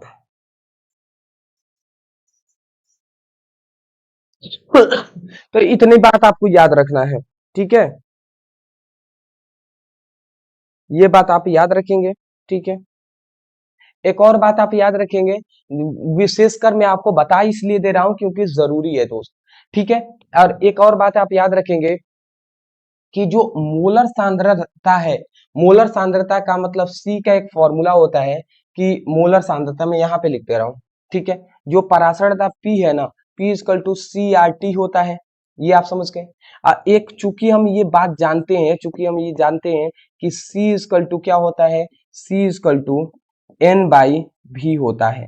ये हम फॉर्मूला जानते हैं कि C इक्वल टू क्या होता है, N बाई V होता है, जहां N क्या है, N है विलेय का मोल और V क्या है, विलयन का आयतन। तो ये होता है, तो ये हम चाहें तो N की जगह पर अगर हम ये रख देते हैं तो P का जो मान निकलेगा वो NRT बाई क्या निकलेगा, V निकलेगा, NRT बाई V निकलेगा। तो ये हमारा एक फॉर्मूला हो गया और इस फॉर्मूले को आप याद रखेंगे। मैं कह दे रहा हूं यहाँ पे इंपॉर्टेंट, ठीक है। क्यों इंपॉर्टेंट है, क्योंकि ये न्यूमेरिकल के लिए यही फॉर्मूला का ज्यादा यूज होता है, क्योंकि यहाँ पे दे देगा मोलों की संख्या, परासरण दाब दे देगा, गैस नियतांक का मान दे देगा, परम ताप का मान दे देगा और कह देगा विलयन की आयतन ज्ञात कीजिए। तो ऐसा दे देता है, तो इसलिए ये फॉर्मूला दोनों आप याद रखेंगे, ठीक है। चलिए, तो हमारा ये परासरण दाब समझ में आ गया। अच्छा, परासरण दाब अब यहां से हम एक और बता रहे हैं आपको, ये समझ जाइएगा। परासरण दाब हम बता दिए आपको, क्या हमने बताया है, हमने यही ने बताया कि जब किसी विलयन और शुद्ध विलायक को एक अर्ध पारगम झिल्ली द्वारा अलग किया जाता है तो शुद्ध विलायक के कण विलयन की ओर आने लगते हैं, अर्थात परासरण की क्रिया होने लगती है। तो परासरण की क्रिया को रोकने के लिए विलयन पर लगाया गया अतिरिक्त दाब ही परासरण दाब कहलाता है, ठीक है। ये हमने बताया।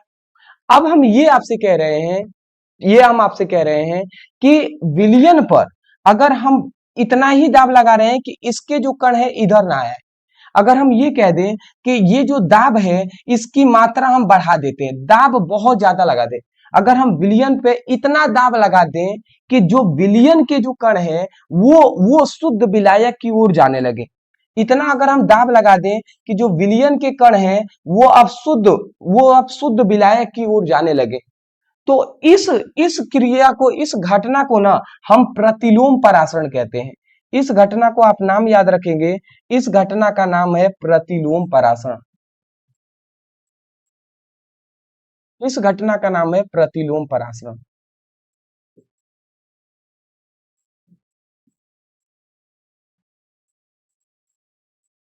या प्रति परासरण भी कहते हैं।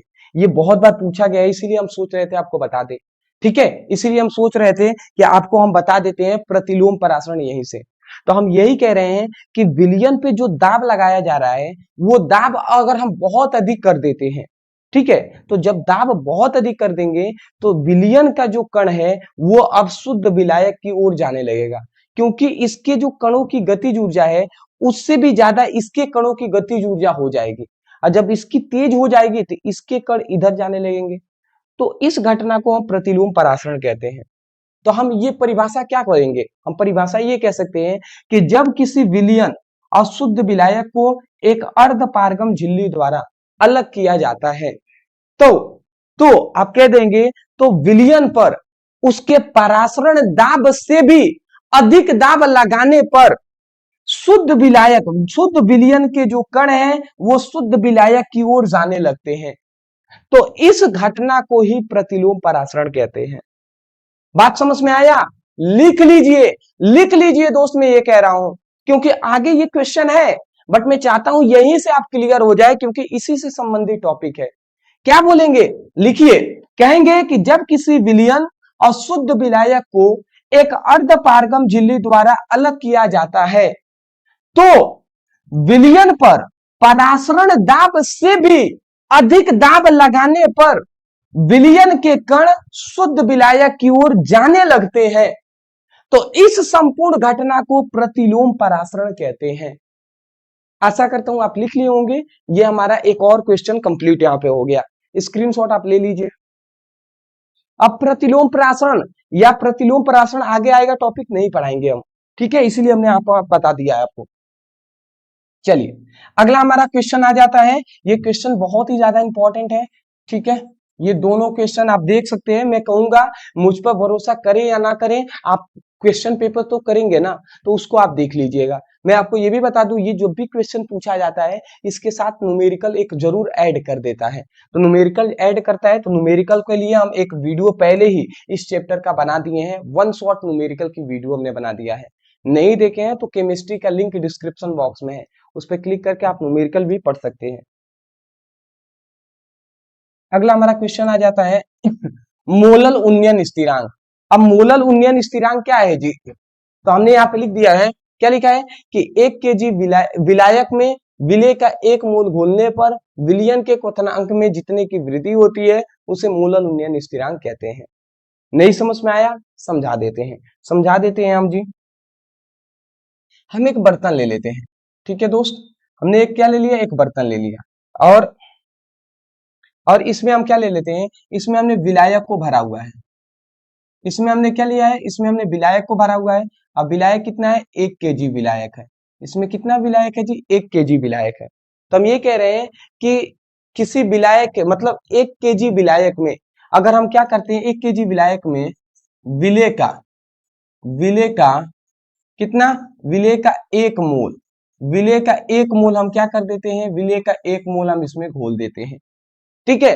तो हम यही कह रहे हैं कि 1 kg विलायक में विलेय का 1 मोल घोलने पर क्या होगा, विलेय का 1 मोल घोल देंगे तो विलायक में विलेय मिल गया, तो अब ये टोटल हो जाएंगे विलियन। तो विलियन के क्वथनांक में विलियन के विलियन के विलियन का जो क्वथनांक होगा, विलियन के क्वथनांक में विलियन के क्वथनांक में जितने की वृद्धि होती है ना, उसी को हम क्या कहते हैं, मोलल उन्नयन स्थिरांक कहते हैं। मैं आशा करता हूं आप समझ के होंगे। आप क्या बोलेंगे कि 1 kg विलायक में विलेय का 1 मोल घोलने पर विलियन के क्वथनांक में जितने की वृद्धि होती है उसी को हम मोलल उन्नयन स्थिरांक कहते हैं। उसी को हम क्या कहते हैं जी, उसी को हम मोलल उन्नयन स्थिरांक कहते हैं। तो इस बात को आपको याद रखना है, ठीक है। आशा करता हूं आप समझ के होंगे। इसका एक फॉर्मूला होता है, ये आप याद रख लीजिएगा, जो होता है कि m equal to 1000 into KB into small w by del TB into capital W। Sorry हाँ सॉरी, हाँ ठीक है। तो ये आप याद रखेंगे, ये एक फॉर्मूला है जी। तो ये आप याद रखेंगे, small m equal to 1000 to KB, ठीक है। यहाँ पे डेल KB लिख दें, del KB into into small w del TB into क्या है, कैपिटल W है। अब यहाँ पे ये सब क्या है तो मैं आपको लिख दे रहा हूँ, ये जानना आपके लिए जरूरी है, इसलिए मैं बता भी दे रहा हूँ।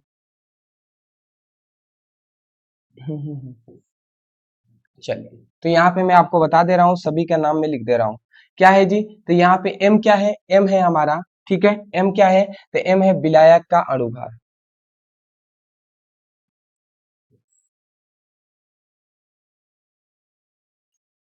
विलायक नहीं सॉरी, विलेय का अणुभार है ना, विलेय का अणुभार। तो m क्या है, m है विलेय का अणुभार, ठीक है। यहाँ पे डेल KB क्या है, तो KB है मोलल उन्नयन स्थिरांक। तो यहाँ पे ये m है, मोलल उन्नयन स्थिरांक, मोलल उन्नयन स्थिरांक, मोलल उन्नयन स्थिरांक क्या है, KB है, ठीक है। उसके बाद क्या है, उसके बाद ये स्मॉल w क्या है, तो ये हमारा विलेय का भार है, ये क्या है, विलेय का भार, विलेय का भार। तो विलेय के भार को स्मॉल w से दर्शाया गया है। यहाँ पे W कैपिटल W क्या है, विलेय का अणुभार, अणुभार क्या है, तो ये कैपिटल W है। और यहाँ पे डेल TB क्या है, ये क्वथनांक में, विलयन के क्वथनांक में जितनी वृद्धि हुई है वही है। तो मतलब क्या है, क्वथनांक में उन्नयन,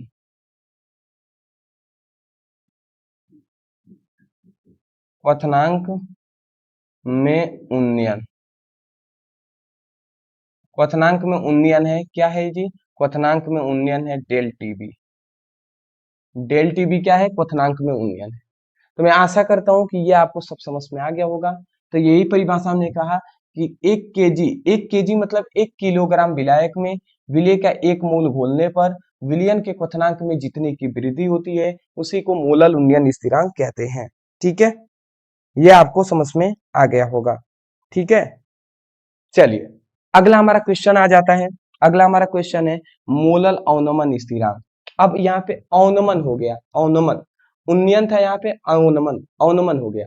तो अब इसका परिभाषा क्या है, तो यहाँ पे हमने लिखा है कि 1 kg विलायक में विलेय का एक मूल घोलने पर हिमांक में जितने की कमी आती है उसी को मोलल अवनमन स्थिरांक कहते हैं। इसका भी फिगर से हम समझा देते हैं।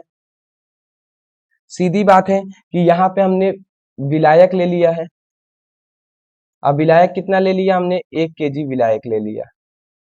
तो हमने ये कह रहे हैं कि 1 kg विलायक में विलेय का विलेय का एक मोल विलेय का एक मोल हमने क्या कर दिया, विलेय का एक मोल हमने इसमें घोल दिया। तो जब 1 kg विलायक में विलेय का एक मोल घोलने पर घोलते हैं तो विलयन के हिमांक में विलयन के हिमांक में विलयन के हिमांक में जितने की कमी आती है, कमी मतलब डाउनफॉल मतलब कमी आती है, उसी को हम क्या कहते हैं, उसी को मोलल अवनमन स्थिरांक कहते हैं। तो बोल देंगे ना, 1 kg विलायक में विलेय का एक मोल घोलने पर विलयन के हिमांक में जितने की कमी आती है उसी को मोलल अवनमन स्थिरांक कहते हैं। इसका फॉर्मूला आप याद रखेंगे, फॉर्मूला हो जाएगा m इक्वल टू फॉर्मूला हो जाएगा m equal to 1000 into del के F into small w by del T F into capital W। ठीक है, तो ये आप फॉर्मूला याद रख लीजिएगा। ठीक है, ये आप फॉर्मूला याद रखेंगे। अब यहाँ पे याद रखेंगे स्मॉल w यहाँ पे क्या है, अब यहाँ पे याद रखेंगे स्मॉल m क्या है, तो स्मॉल m आप ही आपने जाना विलेय का अणुभार है। यहाँ पे सब आप जानते हैं, ये विलेय का भार है, ये विलेय का अणुभार है। ठीक है तो ये सब आप जानते हैं।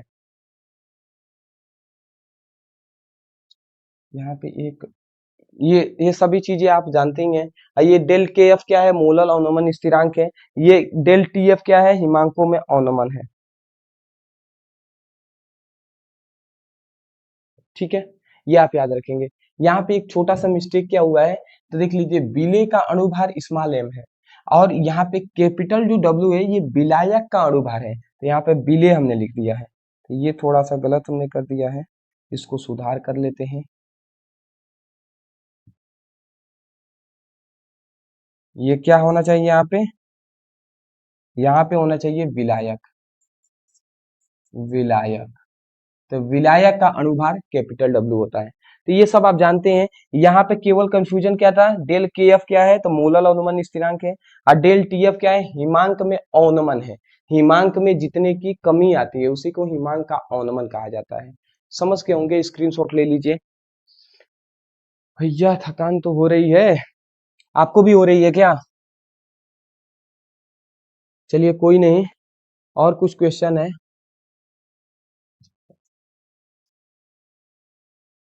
देखा तो जाएगा।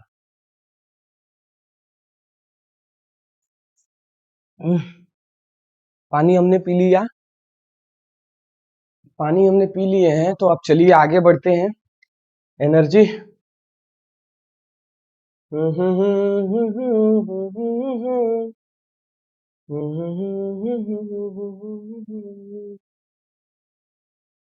चलिए, तो देख लीजिए, मैं सच कहूँ ना तो मैं भी बहुत ज्यादा थक गया हूँ, और आपकी ये क्लासेस लेने से पहले भी अभी हमने क्लास 11 की क्लासेस लिया है, तो थकान तो हो ही जाती है। बट मैं ये कहता हूँ ना, पढ़ना बहुत ही जरूरी है दोस्त, आप पढ़ना तो पड़ेगा ना। तो इसी पर मैंने कुछ लाइनें मुझे याद आ रही हैं, तो मैं आपको कुछ गुनगुना कर मैं आपको बता देता हूँ। तो यहाँ पे ये चीजें सच में कहूँ ना तो बहुत ही ज्यादा जरूरी है।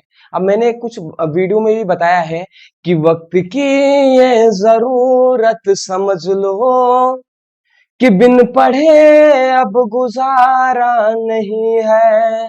मेरा गला थोड़ा सा खराब है, ठीक है, वैसे तो नहीं आता है, बट फिर भी हम आपको बता देना चाहते हैं। और मैं आपको एक सॉन्ग के माध्यम से इसलिए बता रहा हूँ ना, ठीक है, जिससे कि आप समझ सकें कि बात वास्तव में ये दुनिया क्या है जी।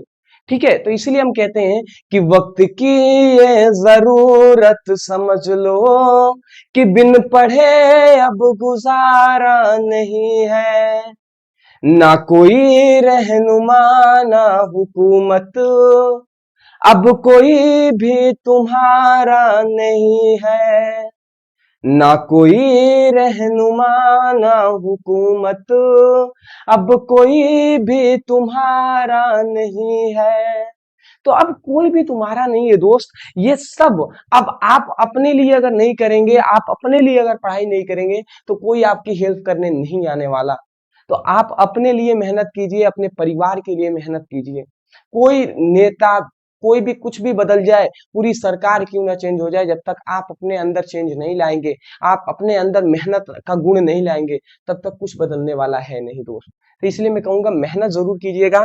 थक तो मैं भी गया हूँ, बट मुझे पढ़ाना मेरा एक कर्तव्य है कि मैं आपका जिम्मेदारी लिया हूं, तो आपकी जिम्मेदारी के मैं अपने पूरी निष्ठा और ईमानदारी के साथ हम आपको प्रोवाइड करें। आपकी जिम्मेदारी है कि आप अपनी पढ़ाई करें। तो चलिए दोस्त आगे बढ़ते हैं। अगला हमारा क्वेश्चन आता है हिमांक में औनमन। अब हिमांक में औनमन किसे कहते हैं, तो परिभाषा हमने क्या लिखा है सुन लीजिए। लिखा है कि किसी द्रव में अवाष्पशील विलय मिलाने पर विलयन की हिमांक में कमी आती है, उसी हिमांक में औनमन कहते हैं। सी, सीधी बात कह दिया गया कि एक बर्तन हमने लिया है, इसमें द्रव भरा हुआ है, ठीक है। इस द्रव में हम अवाष्पशील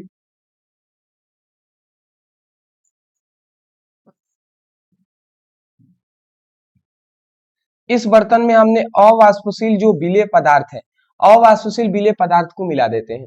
तो जब किसी द्रव में अवाष्पशील विलेय पदार्थ को मिलाएंगे तो अब ये बन जाएगा हमारा विलयन। तो विलयन के हिमांक में विलयन के हिमांक में जितने की क्या आती है कमी आती है, जितने की कमी आएगी ना उसी को हम हिमांकों में अवनमन कहते हैं। तो परिभाषा आप बोल देंगे कि जब किसी द्रव में अवाष्पशील विलेय को मिलाने पर विलयन के हिमांक में जितने की कमी आती है उसी को हिमांक का अवनमन कहते हैं। तो मैं आशा करता हूं कि हिमांक का जो अवनमन है, हिमांक में जो अवनमन है, ये आपको आसानी से समझ में आ गई होंगी। ठीक है, ये आप याद रखेंगे, ठीक है ना, ये आप याद रखेंगे। और यहाँ पे एक फॉर्मूला आप याद रखेंगे कि फॉर्मूला होता है डेल टी एफ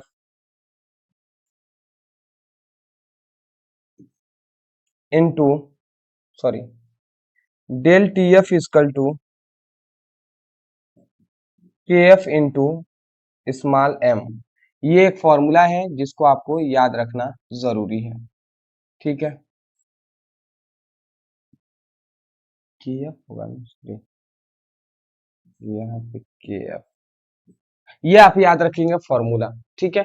अब यहाँ पे ये क्या है, तो डेल जो टी एफ है, del T F equal to क्या है, del T F equal to हमारा है डेल के एफ इंटू इंटू क्या है, इंटू स्मॉल एम है। यहाँ पे डेल टी एफ है हिमांकों में अवनमन, ठीक है। यहाँ पे के एफ क्या है, अभी हमने बताया कि जो डेल के एफ है ये मोलर अवनमन स्थिरांक है, ठीक है। और यहाँ पे हमारा स्मॉल एम क्या है, तो स्मॉल एम है हमारा विलेय का अणुभार।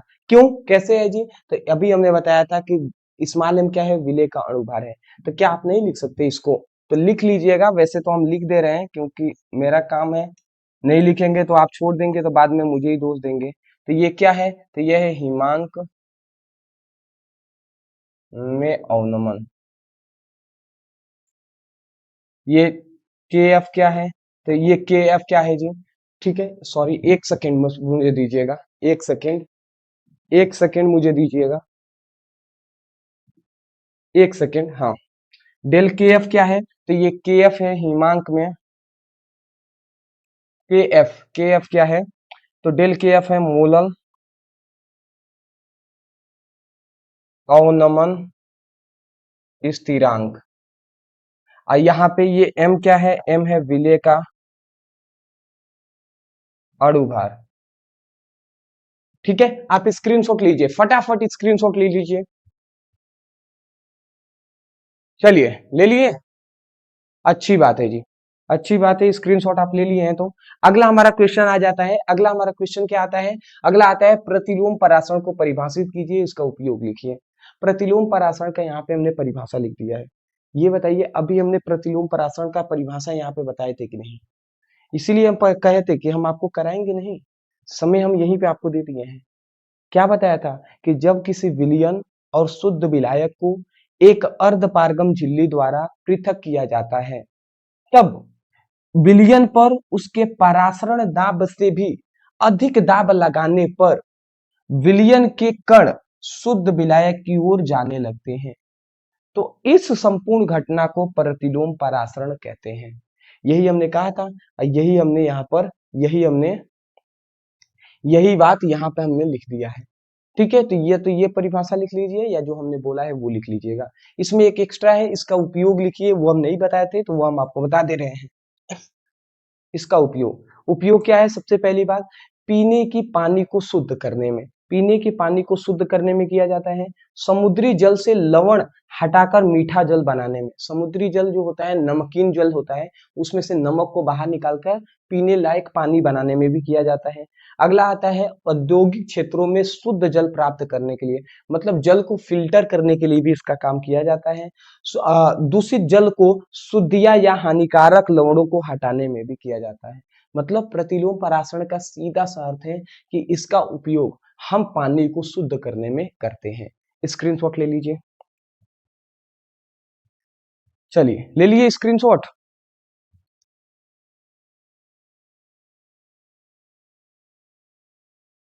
चलिए जी, अगला हमारा आता है, अगला हमारा क्वेश्चन आता है। ये इस चैप्टर का अंतिम हमारा टॉपिक है, इसको भी हम देख लेते हैं, फिर हमारा ये टॉपिक, ये चैप्टर कंप्लीट हो जाएगा। इसलिए हमने एक इंपॉर्टेंट नियम यहाँ पे लिख दिया है। अब इस नियम को समझ लेते हैं, बहुत इंपॉर्टेंट नियम है, समझते हैं जी। तो क्या है? हेनरी के नियम लिखिए तथा इसकी सीमाएं लिखिए। हेनरी का नियम, अब ये बताइए, हेनरी का नियम सभी को आपको पता ही है, इंपॉर्टेंट है जी, तो समझ लेते हैं क्या है। तो हेनरी के नियम के अनुसार, या हेनरी के अनुसार, स्थिर ताप पर किसी गैसों की द्रव में घुलनशीलता गैस के दाब के समानुपाती होता है। किसी भी गैसों की द्रव में जो घुलनशीलता होती है, किसी भी गैसों की, कोई भी गैस है तो किसी भी गैस की जो द्रव में घुलनशीलता होती है वो गैस पर लगाए गए दाब के समानुपाती होता है। ठीक है, किसी भी गैसों की द्रव में जो घुलनशीलता होती है, ठीक है, वो गैस पर लगाए गए दाब के समानुपाती होता है। तो इसको थोड़ा सा हम आपको समझा देते हैं। एक हम बर्तन ले लेते हैं, एक हम बर्तन यहाँ पे बर्तन ले लिए, ठीक है। अब यहाँ पे हम आपको बता रहे हैं कि सपोज डेट इस बंद बर्तन में यहां तक हमने क्या भर दिया? द्रव को भर दिया है, यहां तक हमने भर दिया द्रव को, ठीक है। या इसके हम ऊपर ही ले लेते हैं, यहां तक हमने द्रव को भर दिया है, यहां तक हमने यहाँ पे इसमें क्या भर दिया है? द्रव भर दिया है। इसके ऊपर ये जो है ये गैस हमने भर दिया है, ठीक है। ये हमने द्रव है, इसके ऊपर गैस है, ठीक है। इसको हम क्या कर रहे हैं? इसको हम ताप दे रहे हैं,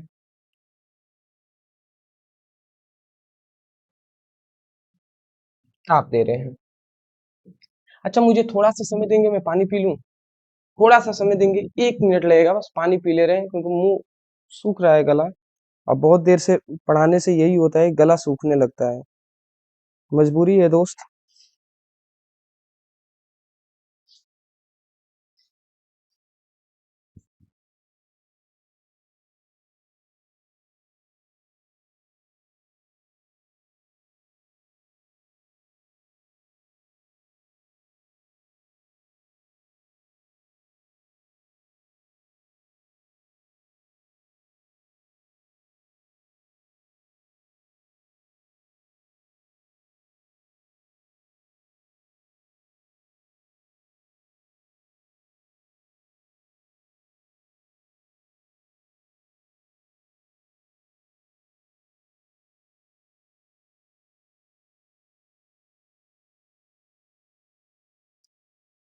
ओहो,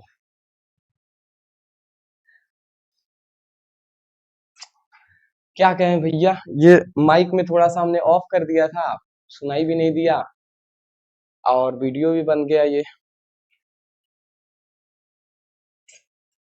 माफी चाहूंगा, ठीक है, ये वॉइस नहीं आ रहा था, मैं माफी चाहूंगा। चलिए मैं आपको समझा देता हूँ क्या हमने बताया। हमने यही कहा था ना कि ये द्रव है, और ये द्रव है, ठीक है। मैं थोड़ा समझा दे रहा हूँ। अब वीडियो को ये मैं जो आगे वाला चला है इसको फास्ट में कर दूंगा जिससे कि आपको समझ में आए।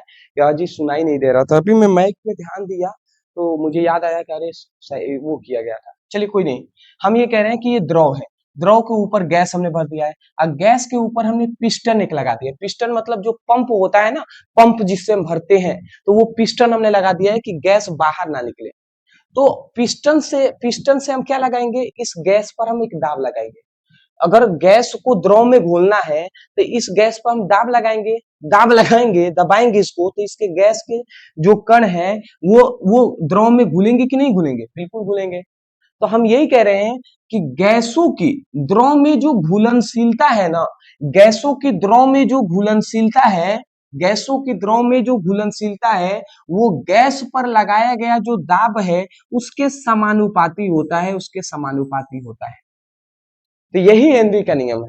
तो अगर हेनरी का नियम कोई पूछ दे तो आप क्या बोलेंगे, आप कहेंगे कि हेनरी के नियम के अनुसार स्थिर ताप पर गैसों की द्रव में घुलनशीलता गैस पर लगाए गए दाब के समानुपाती होता है। बात समझ में आ गया? यही लिखा गया है हेनरी के नियम के अनुसार, हेनरी के अनुसार स्थिर ताप पर गैसों की द्रव में घुलनशीलता, गैसों की द्रव में घुलनशीलता गैस के दाब के समानुपाती, गैस पर लगाए गए दाब के समानुपाती होता है। अब घुलनशीलता को m से दर्शाते हैं और दाब को p से, तो ये हमने लिख दिया। समानुपाती का चिन्ह हटता है तो एक के एक नियतांक आता है और इस के को हेनरी स्थिरांक या समानुपाती स्थिरांक कहते हैं। इतनी बात आप समझ में आ गया? नियम लिखने के बाद ये लिख लीजिएगा। अब इसकी सीमाएं पूछ लिया था तो हेनरी के नियम की यहाँ पे 4 सीमाएं हैं, ये याद रख लीजिएगा। सबसे पहली, दाब बहुत अधिक नहीं होनी चाहिए। यहाँ पे याद रखेंगे कि जो ये गैस पर जो दाब लगा रहे हैं बहुत अधिक नहीं होना चाहिए, नॉर्मल दाब होना चाहिए। ताप बहुत कम नहीं होना चाहिए, ये जो ताप हम लगा रहे हैं ना, नीचे से ताप दे रहे हैं, वो बहुत कम नहीं होना चाहिए। और तीसरा, गैस विलायक में बहुत कम घुलनशील होना चाहिए। तो ये जो गैस है ना वो विलायक में कम घुलनशील होना चाहिए, बहुत ज्यादा नहीं घुलना चाहिए। ऐसे अगर ज्यादा घुल जाएगा तो ये नियम फ्लॉप हो जाएगा। तो ये 3 ही याद रखिएगा आप। मैं आशा करता हूं कि आपको ये जो नियम है समझ में आ गया होगा। और चलिए, मुझे बहुत ही खुशी हो रहा है कि आपकी जो क्लासेज है वो पूरी तरीके से कंप्लीटली आज हमने ले लिया। ये आपकी फिजिक्स की सॉरी केमिस्ट्री का फर्स्ट चैप्टर था जो विलियन, इसका हमने 1 शॉट कंप्लीट करा दिए और 9 इंपॉर्टेंट क्वेश्चन ही इस चैप्टर से आपको तैयार करने हैं। 15 हम कह रहे थे बट फिलहाल 9 ही आप तैयार कीजिएगा। 15 न्यूमेरिकल ऐड करके था, न्यूमेरिकल की क्लासेस हमने पहले ले लिया है, तो वो आपको डिस्क्रिप्शन बॉक्स में केमिस्ट्री का एक लिंक मिलेगा, उस पर क्लिक करेंगे ना तो उसमें सभी वीडियो अवेलेबल है, उसमें न्यूमेरिकल की भी क्लासेस होंगी, तो न्यूमेरिकल की देख लीजिएगा। या आप न्यूमेरिकल अगर आप देखना चाहते हैं तो न्यूमेरिकल की 1 शॉट क्लासेस हमने ले लिया है। आप क्या लिखेंगे, तो आप लिखिएगा इस तरीके से लिखिएगा, देखिए सर्च करने भी आपको आना चाहिए। लिखेंगे क्लास 12 केमिस्ट्री, ठीक है, class 12 chemistry, class 12 chemistry chapter 1, ऐसे लिखेंगे चैप्टर 1 न्यूमेरिकल। इतना लिखकर न्यूमेरिकल, अब फिर लिखेंगे ब्रदर सर। इतना इस तरीके से आप लिखकर सर्च कर लीजिएगा, हमारी वीडियो मिल जाएगा। क्या लिखेंगे, class 12 chemistry chapter 1 numerical brother sir, आपको वीडियो मिल जाएगा, आप उससे पढ़ाई कर लीजिए। अभी तक चैप्टर 1 फिजिक्स की, चैप्टर 1 की फिजिक्स चैप्टर 1 का अगर आपने 1 शॉट वीडियो नहीं देखे, इंपॉर्टेंट नहीं देखे हैं, तो फिजिक्स का भी लिंक डिस्क्रिप्शन बॉक्स में है, उस पर क्लिक करेंगे ना तो आपको वीडियो हमारा मिल जाएगा चैप्टर 1 का, 1 शॉट का, उसको जरूर देखिए। आपको 2-3 काम हम बता दे रहे हैं। सबसे पहली बात, सबसे पहली इंपॉर्टेंट बात, अगर आप सच में चाहते हैं क्लास 12 केमिस्ट्री में या फिजिक्स में एक अच्छा नंबर स्कोर करना, आप सच में चाहते हैं क्लास 12 में टॉपर बनना, तो उसके लिए जरूरी है कि एक स्मार्ट स्टडी आप करें। और स्मार्ट स्टडी करने के लिए ही हमने आपके लिए टॉपर नोट्स तैयार किए हुए हैं। अब ये टॉपर नोट्स में सभी स्टूडेंट क्लास 12 को सजेस्ट करता हूं कि ये टॉपर नोट्स आप जरूर लें। अपनी पूरी क्लास 12 के पढ़ाई में आपको कुछ ले या ना ले, ये टॉपर नोट्स आप जरूर लें। इसमें आपकी पूरी फिजिक्स की और पूरी केमिस्ट्री की किताब के चैप्टर वाइज, याद रखेंगे चैप्टर वाइज, सभी इंपॉर्टेंट क्वेश्चन आंसर आपके मिलेंगे। जैसे हमने ये चैप्टर के ये सभी क्वेश्चन कराए हैं ना, ये आंसर के साथ चैप्टर वाइज आपको मिलेंगे जी। बेहतर नोट्स आपको दिए जाएंगे और उस नोट्स को उसमें हमने लगभग आपके 11 सालों के पेपर को देखते हुए हमने इस नोट्स को तैयार किया है। और जो भी स्टूडेंट नोट्स को लेकर अपने अच्छे से पढ़ाई कर लेते हैं, मैं कह सकता हूं टॉपर बनने से कोई रोक नहीं सकता। तो क्लास 12 के स्टूडेंट सभी इस नोट्स को लेंगे। फिजिक्स और केमिस्ट्री दोनों का नोट्स मात्र 199 में फिजिक्स और केमिस्ट्री दोनों के नोट्स आपको मिल जाएंगे। अगर आप फिजिक्स केमिस्ट्री के साथ अगर आप हिंदी के भी टॉपर नोट्स लेते हैं तो आपको मात्र 50 का डिस्काउंट दिया जाएगा। 249 में आपको फिजिक्स केमिस्ट्री और हिंदी तीनों के नोट्स मिल जाएंगे। तो ये टॉपर नोट्स लेकर बेहतर स्टडी करें और एक अच्छे नंबर से पास हो, मैं यही चाहता हूं। तो नंबर आपको व्हाट्सएप दिखाई दे रहा होगा, इस नंबर पे व्हाट्सएप पर मैसेज करके नोट्स जरूर ले लीजिएगा। दूसरी बात मैं कहूंगा, चैनल पे नए होंगे तो चैनल को सब्सक्राइब कीजिएगा। वीडियो आपको कैसा लगा, अंत में हाथ जोड़कर निवेदन करूंगा कि आप जाकर वीडियो के कमेंट सेक्शन में आप हमें जरूर बताएं कि आपको वीडियो कैसा लगा। Thank you so much for watching this video. कल मिलते हैं एक नए टॉपिक के साथ एक नए वीडियो में। Thank you.